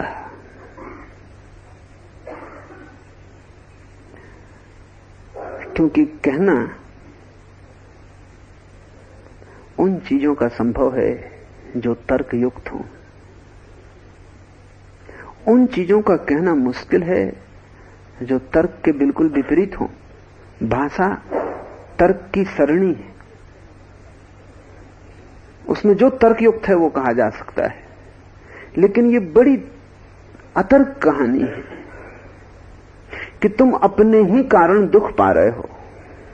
हम कहेंगे ये बात हो नहीं सकती, क्योंकि हम तो सुख चाहते हैं, तो हम अपने ही कारण कैसे दुख पाएंगे। इसलिए तो हम सदा कहते हैं कि दुख हम दूसरे के कारण पाते हैं। पति पत्नी के कारण पा रही है, पत्नी पति के कारण, बेटा बाप के कारण, बाप बेटे के कारण। हम सदा सोचते हैं कि दुख हम दूसरे के कारण पा रहे हैं। वो तर्कयुक्त मालूम पड़ता है, क्योंकि हम अपने कारण दुख क्यों पाएंगे, हम तो सुख चाहते हैं। कहानी बड़ी अकथ है, क्योंकि तुम सुख चाहते हो इसलिए तुम दुख पा रहे हो। ये बड़ी अतर्क बात है, लेकिन यही सत्य है। और जब तक तुम सुख चाहोगे तब तक तुम दुख पाओगे, और जिस दिन तुम राजी हो जाओगे दुख को, उस दिन तुम दुख पाने के बाहर हो जाओगे। कहानी अकथ है। अगर कोई तुमसे कहे कि तुम भटक रहे हो क्योंकि तुम खोज रहे हो, तो बड़ा विरोधाभास मालूम पड़ता है। अगर कोई तुमसे कहे अगर तुम रुक जाओ तो तुम पालोगे, तो बड़ा विरोधाभास मालूम पड़ता है। बड़ी अकथ बात है, पर यही सत्य है। जब तक तुम दौड़ोगे तुम न पा सकोगे, क्योंकि जिसको तुम खोजने चले हो वो तुम्हारे भीतर छिपा है। जब तक तुम दौड़ते रहोगे तब तक तुम भटकते रहोगे, क्योंकि जिसे तुम खोजने चले हो वो तुम ही हो। तुम दौड़ के जाओगे कहां? और जितना तुम दौड़ोगे उतनी ही उत्तेजना में तुम अपने को भूल जाओगे। रुक जाओ। अकथ कहानी है, जो रुक जाते हैं वे पा लेते हैं। पैराडॉक्स, विरोध है। तर्क मानने को राजी नहीं होता। तर्क क्या कहेगा? तर्क कहेगा अगर तुम दौड़ते हो और नहीं पाते तो जरा जोर से दौड़ो। साफ है, गणित सीधा है कि दौड़ के नहीं पाते इसका मतलब है दौड़ पर्याप्त नहीं है, तेजी से दौड़ो। या दौड़ के नहीं मिल रहा है तो इसका मतलब है दिशा गलत है, तो ठीक दिशा चुनो। तर्क कहेगा दिशा बदलो, दौड़ की गति बढ़ाओ, पहुंच जाओगे। लेकिन अगर तुम्हारे भीतर ही छुपी है मंजिल, तो तुम किस दिशा में जाओ, किसी भी दिशा में जाओ, गलत दिशा होगी, क्योंकि इसका दिशा से कोई संबंध ही नहीं। तुम्हारे भीतर की दिशा को हमने गिना ही नहीं है कभी। हम कहते हैं 10 दिशाएं, मैं कहता हूं 11, क्योंकि 10 तो बाहर है, 8 चारों तरफ, एक नीचे एक ऊपर, और तुम्हारे भीतर। लेकिन भूगोल उस दिशा को गिनती नहीं, उसको हमने बाहर ही रख छोड़ा है। और वहीं मिलेगा जिसे तुम खोज रहे हो, वो तुम्हारे भीतर छिपा है। तुम अपने को ही खोज रहे हो, तो तुम कोई भी दिशा चुनो, सभी दिशाएं गलत होंगी। तुम कोई भी मार्ग चुनो, तुम भटकोगे। और धीरे और जोर से दौड़ने का सवाल नहीं है। तुम कितने ही जोर से दौड़ो, जितने जोर से दौड़ोगे उतने ही दूर निकल जाओगे। रुको, सब दिशाएं छोड़ो, 10 दिशाएं छोड़ो, वहीं ठहर जाओ जहां तुम हो। भीतर वहीं रुक जाओ जहां तुम हो। सब मार्ग छोड़ो। यही तो सहजता का अर्थ है। कोई मार्ग नहीं, कोई प्रश्न नहीं, कहीं जाना नहीं, दौड़ना नहीं, आसन व्यायाम साधना नहीं। चुपचाप वहां रुक जाओ जहां तुम हो। वहां वह सब छिपा है जिसकी तलाश है। दौड़ है माया, रुक जाना है ब्रह्म। तुम रुके कि उसे पा लिया। दौड़ोगे तो विचार में चलना ही पड़ेगा। मन की सहायता जरूरी है दौड़ने में।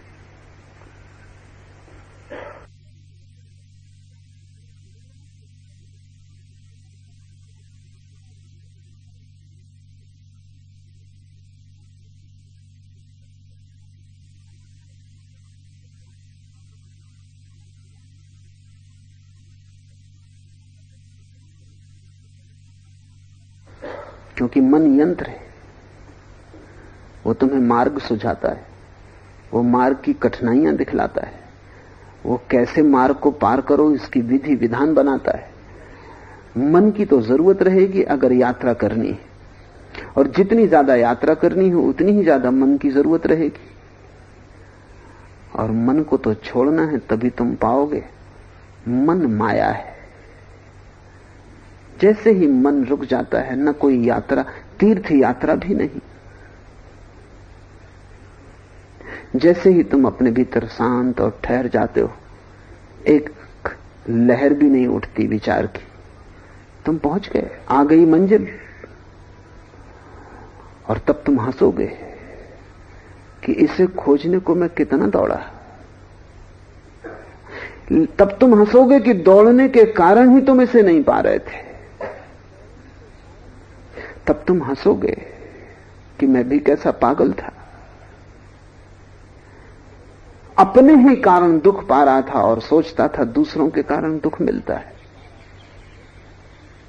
जब तक तुम देखते रहोगे दूसरों के कारण दुख मिलता है, तब तक तुम भटकोगे, क्योंकि तुम्हें कोई भी दुख नहीं दे रहा है सिवाय तुम्हारा अपना ही जीवन का ढंग।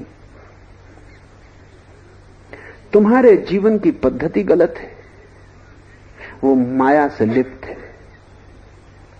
सोचो, तुम्हारा धन खो जाता है, एक चोर धन चोरी कर ले गया, तुम सोचते हो चोर ने तुम्हें बहुत दुख दिया। चोर क्या दुख देगा, धन में आसक्ति थी, इससे दुख हुआ। अगर आसक्ति न होती और चोर चोरी करके ले जाता तो दुख होता, तो शायद तुम प्रसन्न होते कि चलो निर्भर हुए, इससे भी छुटकारा हुआ। तुम शायद धन्यवाद देते चोर को कि तेरी बड़ी कृपा, तूने बोझ कम किया। लेकिन आसक्ति है धन से, इसलिए दुख होता है चोर से। पत्नी मर जाती, तुम छाती पीटते हो, रोते चिल्लाते हो, मृत्यु ने दुख दिया। तुम कहते हो परमात्मा तू क्यों इतना कठोर है। तुम कहते हो ये कैसा दुर्भाग्य का क्षण, ये मुझ पर ही क्यों घटा, दूसरों पर क्यों नहीं घटता, आखिर मुझे ही क्यों चुना।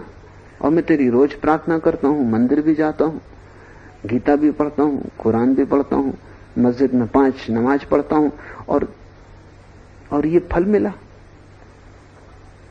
परमात्मा तुम्हें दुख दे रहा है, विधि दुख दे रही, या कि तुम्हारी आसक्ति दुख दे रही। तुम बंधे थे इस स्त्री से और तुम सोचते थे इस स्त्री में ही तुम्हारा सुख है। अब ये स्त्री ना रही, अब सुख कैसे मिलेगा, इससे तुम पीड़ित हो रहे हो। ख्याल करो, जब भी तुम दुखी होते हो तुम ही कारण हो, और जैसे ही ये बोध सघन हो जाएगा कि मेरे दुख का कारण मैं हूं, वैसे ही तुम दुख की प्रक्रिया को तोड़ने लगोगे। फिर तुम दुख चाहो तो बात दूसरी, चलो उस रास्ते पर, लेकिन तब शिकायत मत करना, और तब किसी से मत कहना कि किसी और के कारण मैं दुख पा रहा हूं। तब तुम्हारी मौज, तब दुख पाना ही तुम चुनते हो, ठीक, लेकिन तब शिकायत नहीं। लेकिन अगर तुम दुख नहीं पाना चाहते हो तो दुख के मूल कारणों को समझने की कोशिश करो। तुम क्रोधित होते हो, किसी ने गाली दी, और तुम कहते हो ये तो साफ है कि आदमी गाली ना देता और मैं क्रोधित ना होता, ना दुखी होता। लेकिन गाली से कोई कभी क्रोधित नहीं होता। क्रोधित तुम इसलिए होते हो कि तुमने एक अहंकार पाल रखा है जो गाली से चोट खाता है। तुमने एक अस्मिता बना रखी कि मैं एक बड़ा प्रतिष्ठित व्यक्ति हूं, यह आदमी गाली दे रहा, मेरी प्रतिष्ठा खराब कर रहा है। अहंकार को चोट लगती है गाली से, लेकिन अगर भीतर अहंकार ना हो तो गाली ऐसे निकल जाएगी जैसे हवा का झोंका आया और निकल गया। तुम अछूते रह जाओगे, अस्पर्शित। ख्याल करो, कई बार ऐसा तुम्हें जीवन में हुआ होगा, पैर में चोट लग गई तो फिर दिन भर वहीं वहीं चोट लगती। सीढ़ी से निकलते तो टकरा जाते हो, किसी आदमी का धक्का लग जाता है, कुर्सी के पास से निकलते हो तो कुर्सी चोट मार देती है, जूता पहनते हो तो जूता काटता है, स्नान करने जाते हो तो पानी कष्ट देता है, दिन भर कुछ ना कुछ। और तुम्हें लगता है कि बड़ी हैरानी की बात है, रोज ऐसा नहीं होता था, और आज चोट क्या लगी है, सारा संसार वहीं चोट मारने को उत्सुक। कोई संसार तुम्हें चोट मारने को उत्सुक नहीं है। रोज भी यही होता था, लेकिन रोज चोट नहीं थी इसलिए पता नहीं चलता था। रोज कुर्सी यहीं लगती थी, रोज जूता यहीं छूता था, रोज बच्चा घर आते थे इसी पैर पे पैर रख के चढ़ता था, लेकिन वहां चोट नहीं थी इसलिए पता नहीं चलता था। आज पता चल रहा है। गाली कोई देता है लगती है चोट, क्योंकि अहंकार एक घाव की तरह तुम्हारे भीतर है। कोई प्रशंसा करता है तुम खिल जाते हो, कोई निंदा करता है तुम मुरझा जाते हो। ये कैसी गुलामी? और इसमें दूसरे का कोई हाथ नहीं है, इसमें तुम ही जिम्मेवार हो। जैसे जैसे तुम गौर से देखोगे अपने जीवन के दुखों को, तुम पाओगे कि कहीं भीतर मैं ही जिम्मेवार हूं। वही माया है। और जिससे तुम्हें दुख मिल रहा है उसको गिरा दो, उसे हटा दो। गाली किसी ने दी, उसको तो कहो कि तेरी बड़ी कृपा, और जहां चोट लगी उस घाव को हटा दो। कबीर ने कहा, निंदक नीरे राखिए, आंगन कुटी छबा है। वो तुम्हें जो गाली दे उसको तो घर ही ले आना, उसको तो कहना कि तू पास ही रह भैया, तू दूर रहेगा पता नहीं, कभी दे न दे, मिलना हो न हो, यहीं रह, यहीं बगल में तेरे लिए भी एक घर बना देते। आंगन कुटी छबा है, उसको बढ़िया सुंदर व्यवस्था कर दो रहने की, ताकि सतत मौजूद रहे और तुम अपने अहंकार को अनुभव कर सको। और असली सवाल अहंकार छोड़ने का है। असली सवाल भीतर कुछ बदलने का है। लेकिन बदलोगे कैसे? अगर जिम्मेवारी दूसरे पर छोड़ते हो तो तुम भीतर देखोगे ही नहीं। इस भीतर के अंधेपन का नाम माया है, और ये माया अनेक रूप ले लेती है। इसके रूप का कोई अंत नहीं। तुम जैसा चाहो वैसा रूप ले लेती हो कि माया सपना है। वहां कोई पदार्थ तो नहीं है कि रूप देने में कोई कठिनाई हो। तो कबीर कहते हैं, भक्त के लिए मूर्ति ही माया हो जाए, वो उसी को संभाल संभाल के फिरता है। एक घर में मैं पंजाब में मेहमान हुआ, सुबह स्नान करने के लिए निकला तो जिस कमरे से गुजरा वहां देखा कि गुरु ग्रंथ साहब रखा है, नानक की वाणी रखी है, और एक लोटा रखा पास में, और एक दतौन रखी। तो मैं जरा हैरान हुआ कि दतौन और लोटा यहां किस लिए रखा है।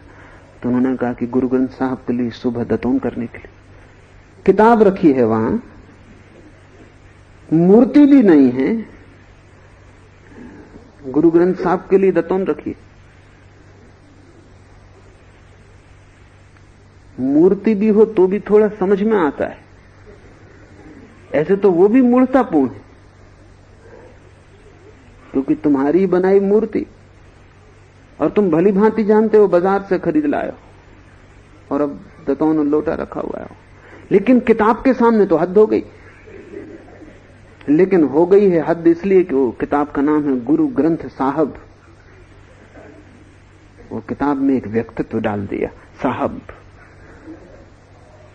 तो भोजन भी दिया जाएगा, गुरु ग्रंथ साहब को सुलाया भी जाएगा, उठाया भी जाएगा। कबीर कहते हैं, भक्तन के भक्ति हुई बैठी, जोगी के जोगन हुई बैठी, पंडा के मूरत हुई बैठी, तीरथ हूं मैं पानी, राजा के घर रानी। सारे संसार में उसने बहुत रूप लिए हैं। प्रश्न यह है कि जहां भी तुम्हारी आसक्ति हो, जहां भी तुम्हारा मोह हो, जहां भी तुम्हारा अंधापन लग जाए, राग जुड़ जाए, वही माया खड़ी हो जाएगी। अब किताब से राग लग गया तो किताब ही माया हो गई। मुझ से राग लग जाए वही माया हो गई। तो फिर मेरे कारण तुम परेशान होने लगोगे, और जहां माया होगी वहीं परेशानी शुरू हो जाएगी। जागो, माया महाठगनी हम जानी। जागो और देखो भीतर कैसे कैसे तुमने कितने कितने रूप खड़े कर रखे हैं, और अपने हाथ। समझ काफी है, तोड़ने की कोई जरूरत भी नहीं। समझ आए कि तुम खुद ही हंसोगे इस लोटा और दतौन को देख के गुरु ग्रंथ साहब के सामने रखा। समझ आए कि तुम खुद ही हंसोगे कि तुम मंदिर की मूर्ति के सामने हाथ जोड़े घुटने टेके खड़े हो, तुम उससे बातें कर रहे हो। तुम पागल हो गए हो, किससे बातचीत चल रही? लोग मूर्ति से भी नाराज, नाखुश, खुश होते हैं। बड़ा मजेदार है। तुमने मांगा कि लड़कियों की नौकरी लग जाए, संयोग की बात लग गई, तो तुम बड़े प्रसन्न होते हो, मूर्ति से चर्चा करते हो कि बड़ी कृपा है तेरी, तेरे बिना कुछ भी ना होता। लड़की की नौकरी लग गई। न लगे नौकरी, नाराज हो जाते हो, मूर्ति को फेंकने को उतारू हो जाते हो। ऐसे लोगों को मैं जानता हूं जो गुस्से में मूर्ति फेंक आए कुएं में, क्योंकि हो गई इतने दिन प्रार्थना करते करते, पूजा करते करते, और न कोई सुनने वाला है, न कोई पूरा करने वाला है। एक आदमी को मैं जानता हूं जो नास्तिक था, फिर आस्तिक हो गए। तो मैंने उससे पूछा क्या हुआ, तुम तो बड़े नास्तिक थे। उसने कहा कि मानना ही पड़ा, लड़के की नौकरी नहीं लगती थी, सब उपाय कर लिए, सबकी खुशामद कर ली, रुस्बत दे के देख ली, कुछ हल न हुआ। आखिरी कोई रास्ता न रहा तो मंदिर गया, और वहां मैंने कहा कि अगर लग गई लड़के की नौकरी 15 दिन के भीतर तो सदा के लिए भक्त हो जाऊंगा। अब हनुमान जी का भक्त हो गया हूं। हनुमान जी बेचारे इसके लड़के की नौकरी लगवाने के लिए कैसे जिम्मेवार हैं। कोई भी संबंध नहीं है, कोई हनुमान जी ने कोई एम्प्लॉयमेंट एक्सचेंज नहीं खोला हो, और अगर वे खोलेंगे भी तो बंदरों को नौकरी लगवाएंगे, आदमियों को नहीं। सबके अपने रिश्तेदार, नाते रिश्तेदार हैं। मैंने इस आदमी से कहा कि तुम बंदर जैसे तो लगते भी नहीं। उसने कहा क्या मतलब आपका? तो हनुमान जी तुम्हारी फिक्र करेंगे, तुम अकारण अपने को इतना महत्वपूर्ण मान रहे हो। और इस कारण यह आदमी आस्तिक हो गया है। अब ये जाता है रोज हर मंगलवार निश्चित रूप से प्रसाद लेके, मगर ये भरोसे का नहीं है, क्योंकि नौकरी छूट जाए तो नाराज हो जाएगा, पत्नी मर जाए और हनुमान जी न बचाएं, और कहां कहां इसका साथ देंगे, 1000 उपद्रव ये लाएगा। और जहां भी इसने पाया कि नहीं हुआ काम पूरा, ये आदमी कोई भरोसे का नहीं है। इसकी भक्ति माया का हिस्सा है, इसकी पूजा प्रार्थना झूठी है, क्योंकि जहां मांग है वहां कैसी पूजा, कैसी प्रार्थना। जहां आकांक्षा है वहां वासना है, वासना का प्रार्थना से कभी कोई संबंध नहीं जुड़ता। और जब वासना खो जाती है तब प्रार्थना करने को क्या बचता है? क्या करोगे प्रार्थना? तब तुम्हारा पूरा जीवन ही एक प्रार्थना होता है, अलग से करने को क्या बचता है? तुम ऐसे जीते हो प्रार्थनापूर्ण हृदय से, अनुग्रह भाव से। सारा संसार तुम्हें इतना दे रहा है, जरूरत से ज्यादा दे रहा है। परमात्मा ने तुम्हें जो दिया है वो तुम्हारी योग्यता से अनंत गुना ज्यादा है। क्या है तुम्हारी योग्यता? तुम्हें जीवन दिया है, इतना काफी नहीं है। नौकरी चाहिए तब तुम पूजा करोगे। तुम्हें इतनी बड़ी क्षमता दी है जागने की, होश की, कि तुम बुद्ध हो सको, वो काफी नहीं है।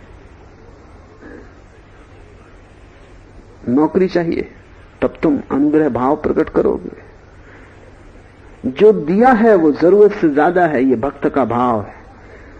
और जो मेरे पास है वो कम है और मुझे मिले, ये अभक्त की प्रार्थना है। अगर इस हिसाब से सोचोगे तो मंदिरों में तुम्हें अभक्त मिलेंगे, भक्त नहीं। भक्त क्यों मंदिर में जाएगा? क्योंकि भक्त के लिए तो ये सारा अस्तित्व ही मंदिर है। वो जहां है वहां मंदिर है, और वो जो कर रहा है वही उसकी प्रार्थना है। कबीर ने कहा है, जो कुछ करूं सो पूजा। कबीर को किसी ने कभी मंदिर जाते नहीं देखा, इसलिए काशी के पंडित पुजारी कबीर को कभी मान्यता नहीं दिए। और मरते वक्त कबीर ने कहा कि मुझे मगहर ले चलो। कहानी है कि मगहर में जो मरता है वो गधा होता है, और काशी में जो मरता है वो मुक्त हो जाता है। जिंदगी भर काशी रहे, मरने के पहले कबीर ने अपने शिष्यों का मुझे मगहर ले चलो, काशी में मैं ना मरूंगा। क्योंकि अगर काशी में मरे और स्वर्ग गए तो इसमें अपनी क्या खूबी? मगहर में मर के स्वर्ग जाना एक मजाक कबीर का। हिम्मत के आदमी थे, भरोसे के आदमी थे। क्योंकि अगर भगवान पे भरोसा है तो मगहर में मरो कि काशी में क्या फर्क पड़ता है? लोग मरने के लिए काशी जाते हैं, जीते हैं मगर में गधों की तरह, मरते हैं काशी में इस आशा में कि मोक्ष चले जाएंगे। कबीर जिए काशी में संतों की भांति, मरने गए मगर। लोग सोचते हैं जियो कैसे ही मरो काशी में, जियो कैसे ही मरते वक्त राम का नाम ले लेना, गंगा जल पिला देना, काम खत्म हो गया। तुम बड़े होशियार हो, चालाक हो, तुम्हारा धर्म भी तुम्हारी चालाकी का विस्तार है। जियो जैसे तुम्हें जीना है माया के साथ, मर लेना राम का नाम लेके। और ध्यान रखना, तुमसे राम का नाम भी ना निकलेगा मरते वक्त, क्योंकि मृत्यु में तो वही निकलेगा जो जीवन में जिया गया है। जो पूरे जीवन का संग्रीभूत सार है वही तो मृत्यु में तुम्हारे साथ जाएगा। तो पंडे पुजारी, आदमी मर रहा है, वो उसके कान में राम दोहरा रहे हैं, वो खुद भी नहीं दोहरा सकता है, वो अपने मन में माया को इकट्ठा कर रहा है। जीवन भर में जो पाया उसका हिसाब लगा रहा है, जो नहीं पाया उसकी शिकायतें कर रहा है। वो अपने भीतर तैयारी कर रहा है नए संसार में प्रविष्ट करने की, नए गर्भ में प्रविष्ट करने की, जहां जो जो अधूरा रह गया वो पूरा हो सके, जो तिजोरी खाली रह गई वो भरी जा सके, जो स्त्री नहीं मिली मिलनी थी वो मिल सके, जो पद पाना था नहीं पाया सका वो पाया जा सके। वो अपने भीतर माया के सब बीज इकट्ठे कर रहा है। इसके पहले की शरीर छोड़े, उसकी आत्मा सारे बीजों को माया के इकट्ठे कर लेगी, ताकि नए गर्भ में प्रविष्ट होकर फिर यात्रा शुरू हो जाए। और किराए का आदमी क्योंकि वो भी राम उसके कान में दोहरा रहा है और सोच रहा है कि 5 रुपए मिलने वाले। ये बड़े मजेदार मामला है। वो आदमी भीतर माया इकट्ठी कर रहा है, जो आदमी उसके कान में राम राम कह रहा है वो माया का हिसाब लगा रहा है, और इन दोनों के बीच में राम फंसे। ठीक कहते हैं कबीर, निर्गुल फांस लिए कर डोले, बोले मधुरी बानी। सब फंसे मालूम पड़ते हैं। पुजारी फंसे हैं, पंडे फंसे हैं, भक्त फंसे हैं। माया के रूप बदल जाते हैं, फसावट नहीं बदलती। तुम जहां भी अपने को फंसा हुआ पाओ, खोजबीन करना, भीतर माया होगी। और जहां जहां तुम फंसा हुआ पाओ, धीरे धीरे वहां वहां समझ पूर्वक काटना। समझ पूर्वक कहता हूं क्योंकि गैर समझ पूर्वक भी तुम काट सकते हो।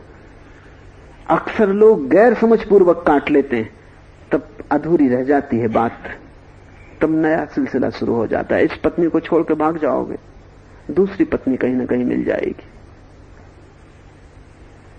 घर छोड़ोगे, आश्रम में पहुंच जाओगे। घर में मोह था, आश्रम में मोह हो जाएगा। कच्चा कुछ भी मत तोड़ना, कच्चा तोड़ा नहीं जा सकता। इसलिए कहता हूं समझ पूर्वक। समझ पूर्वक का अर्थ है पक्के समझने की कोशिश करना, जितनी गहरी से गहरी समझने की कोशिश कर सको। क्यों फंसा हूं, क्या फसावट है, क्यों बंधा हूं, कहां से ये बंधन मेरे भीतर पैदा हो रहा है। प्रवेश करना भीतर, कारण खोजना और सब भांति कारण को समझना। जैसे ही समझ पूरी होगी, कारण विलुप्त हो जाएगा, तुम्हें तोड़ने की जरूरत भी ना पड़ेगी। जैसे पक जाता है पत्ता, सूख जाता है, फिर हवा का छोटा सा झोंका भी ना हो तो भी सूखा पत्ता गिरेगा ही। कोई कुल्हाड़ी लेके काटना नहीं पड़ेगा। अक्सर लोग कुल्हाड़ी लेके काट लेते हैं। तुम्हारे तथाकथित साधु सन्यासी ऐसे ही लोग हैं जिन्होंने कुल्हाड़ी से काट दिया, घाव रह गया। अब वो नई जगह उस घाव को भर रहे हैं। वही दौड़ है जो पीछे थी, कोई फर्क नहीं पड़ता। नाम बदल जाते हैं, रूप बदल जाते हैं, माया फिर जगह बना लेती है। पकाना, प्रौढ़ता, होश, समझ, जल्दी मत करना। परमात्मा को कोई जल्दी नहीं, तुम्हें भी जल्दी की कोई जरूरत नहीं। धैर्य पूर्वक समझ को गहरा करना। जैसे जैसे समझ साफ होगी, जैसे जैसे तुम्हें दिखाई पड़ेगा गाली में कष्ट नहीं है मेरे अहंकार में, तब अपने अहंकार को समझने की कोशिश करना। जिस दिन समझ पूरी हो जाएगी उसी दिन तुम पाओगे कि भीतर एक सूखा पत्ता लटका था, वो गिर गया। उसके गिरते ही तुम मुक्त हो। माया महा ठगनी हम जानी, कहे कबीर सुनो भाई साधु, यह सब अकथ कहानी। इस सूत्र से हम शुरू करते हैं। पूरी कहानी अकथ है, कही नहीं जा सकती, फिर भी कबीर ने कही है और बड़ी मधुरता से, बड़ी सफाई से कही है, बहुत स्पष्ट कही है। तर्क का जाल नहीं है, सीधे साफ एक अपढ़ आदमी के शब्द हैं। तुम भी तर्क का जाल खड़ा मत करना, कबीर को सीधा सीधा समझने की कोशिश करना। कबीर का भाव अगर तुम्हारे भीतर प्रविष्ट हो जाए तो तुम्हें समाधि के लिए कुछ भी करना ना होगा। समझ काफी है, समझ क्रांति है, समझ रूपांतरण है। कुछ करना पड़ता है इसीलिए कि समझ काफी नहीं है। इसलिए ध्यान करो, साधना करो, क्योंकि समझ काफी नहीं है। समझ काफी हो तो कुछ करने को नहीं बचता। अन्न किए सब होए, कबीर का वचन है। अन्न किए सब होए, कुछ करना नहीं पड़ता। लेकिन तुम ये मत समझ लेना कि तुम्हें कुछ नहीं करना है। ये तो समझ, तुम्हें तो बहुत कुछ करना पड़ेगा। उस सब करने से तुम्हारी समझ की क्षमता बढ़ेगी। यहां जो ध्यान के प्रयोग चलेंगे समाधि शिविर में, उन्हें संपूर्ण भाव से करना। उनके करने में कुछ क्षणों के लिए झलक मिलनी शुरू होगी उस परम अवस्था की जिसकी तरफ कबीर इंगित करेंगे। लेकिन अगर तुमने अपने को थोड़ा भी बचाया तो चूकोगे। तुम पूरे के पूरे ही ध्यान में डूबने की कोशिश करना। अपनी तरफ से पूरा कर देना और शेष परमात्मा पे छोड़ देना। फिर भी ना हो तो तुम्हारा कोई दायित्व नहीं। अपनी तरफ से पूरी कोशिश कर लेना, फिर परमात्मा पे छोड़ देना। लेकिन अपनी तरफ से आधी कोशिश करके परमात्मा पे मत छोड़ना, क्योंकि उसका हाथ तुम्हारे पास तभी आता है जब तुम अपनी पूरी कोशिश कर चुके। उसके पहले उसकी कोई जरूरत भी नहीं है। एक नाव में कुछ यात्री यात्रा कर रहे थे और एक फकीर भी था। तूफान उठा, भयंकर तूफान था। नाव डूबने के करीब आने लगी। सारे लोग घुटने टेक के प्रार्थना करने लगे। चीख पुकार मच गई, परमात्मा बचाओ बचाओ। सब हैरान हुए। अकेला फकीर चुपचाप बैठा था। तूफान चला गया तब लोगों ने फकीर को घेर लिया और कहा, हम कुछ और अपेक्षा रखते थे। तुम फकीर हो, सन्यासी हो, तुम्हें तो प्रार्थना करनी चाहिए थी। हम सब प्रार्थना कर रहे थे, तुम खाली बैठे रहे। क्या मामला है? उस फकीर ने कहा, जब तक जो हम कर सकते हैं वो पूरा न कर लिया जाए तब तक हम प्रार्थना के हकदार नहीं।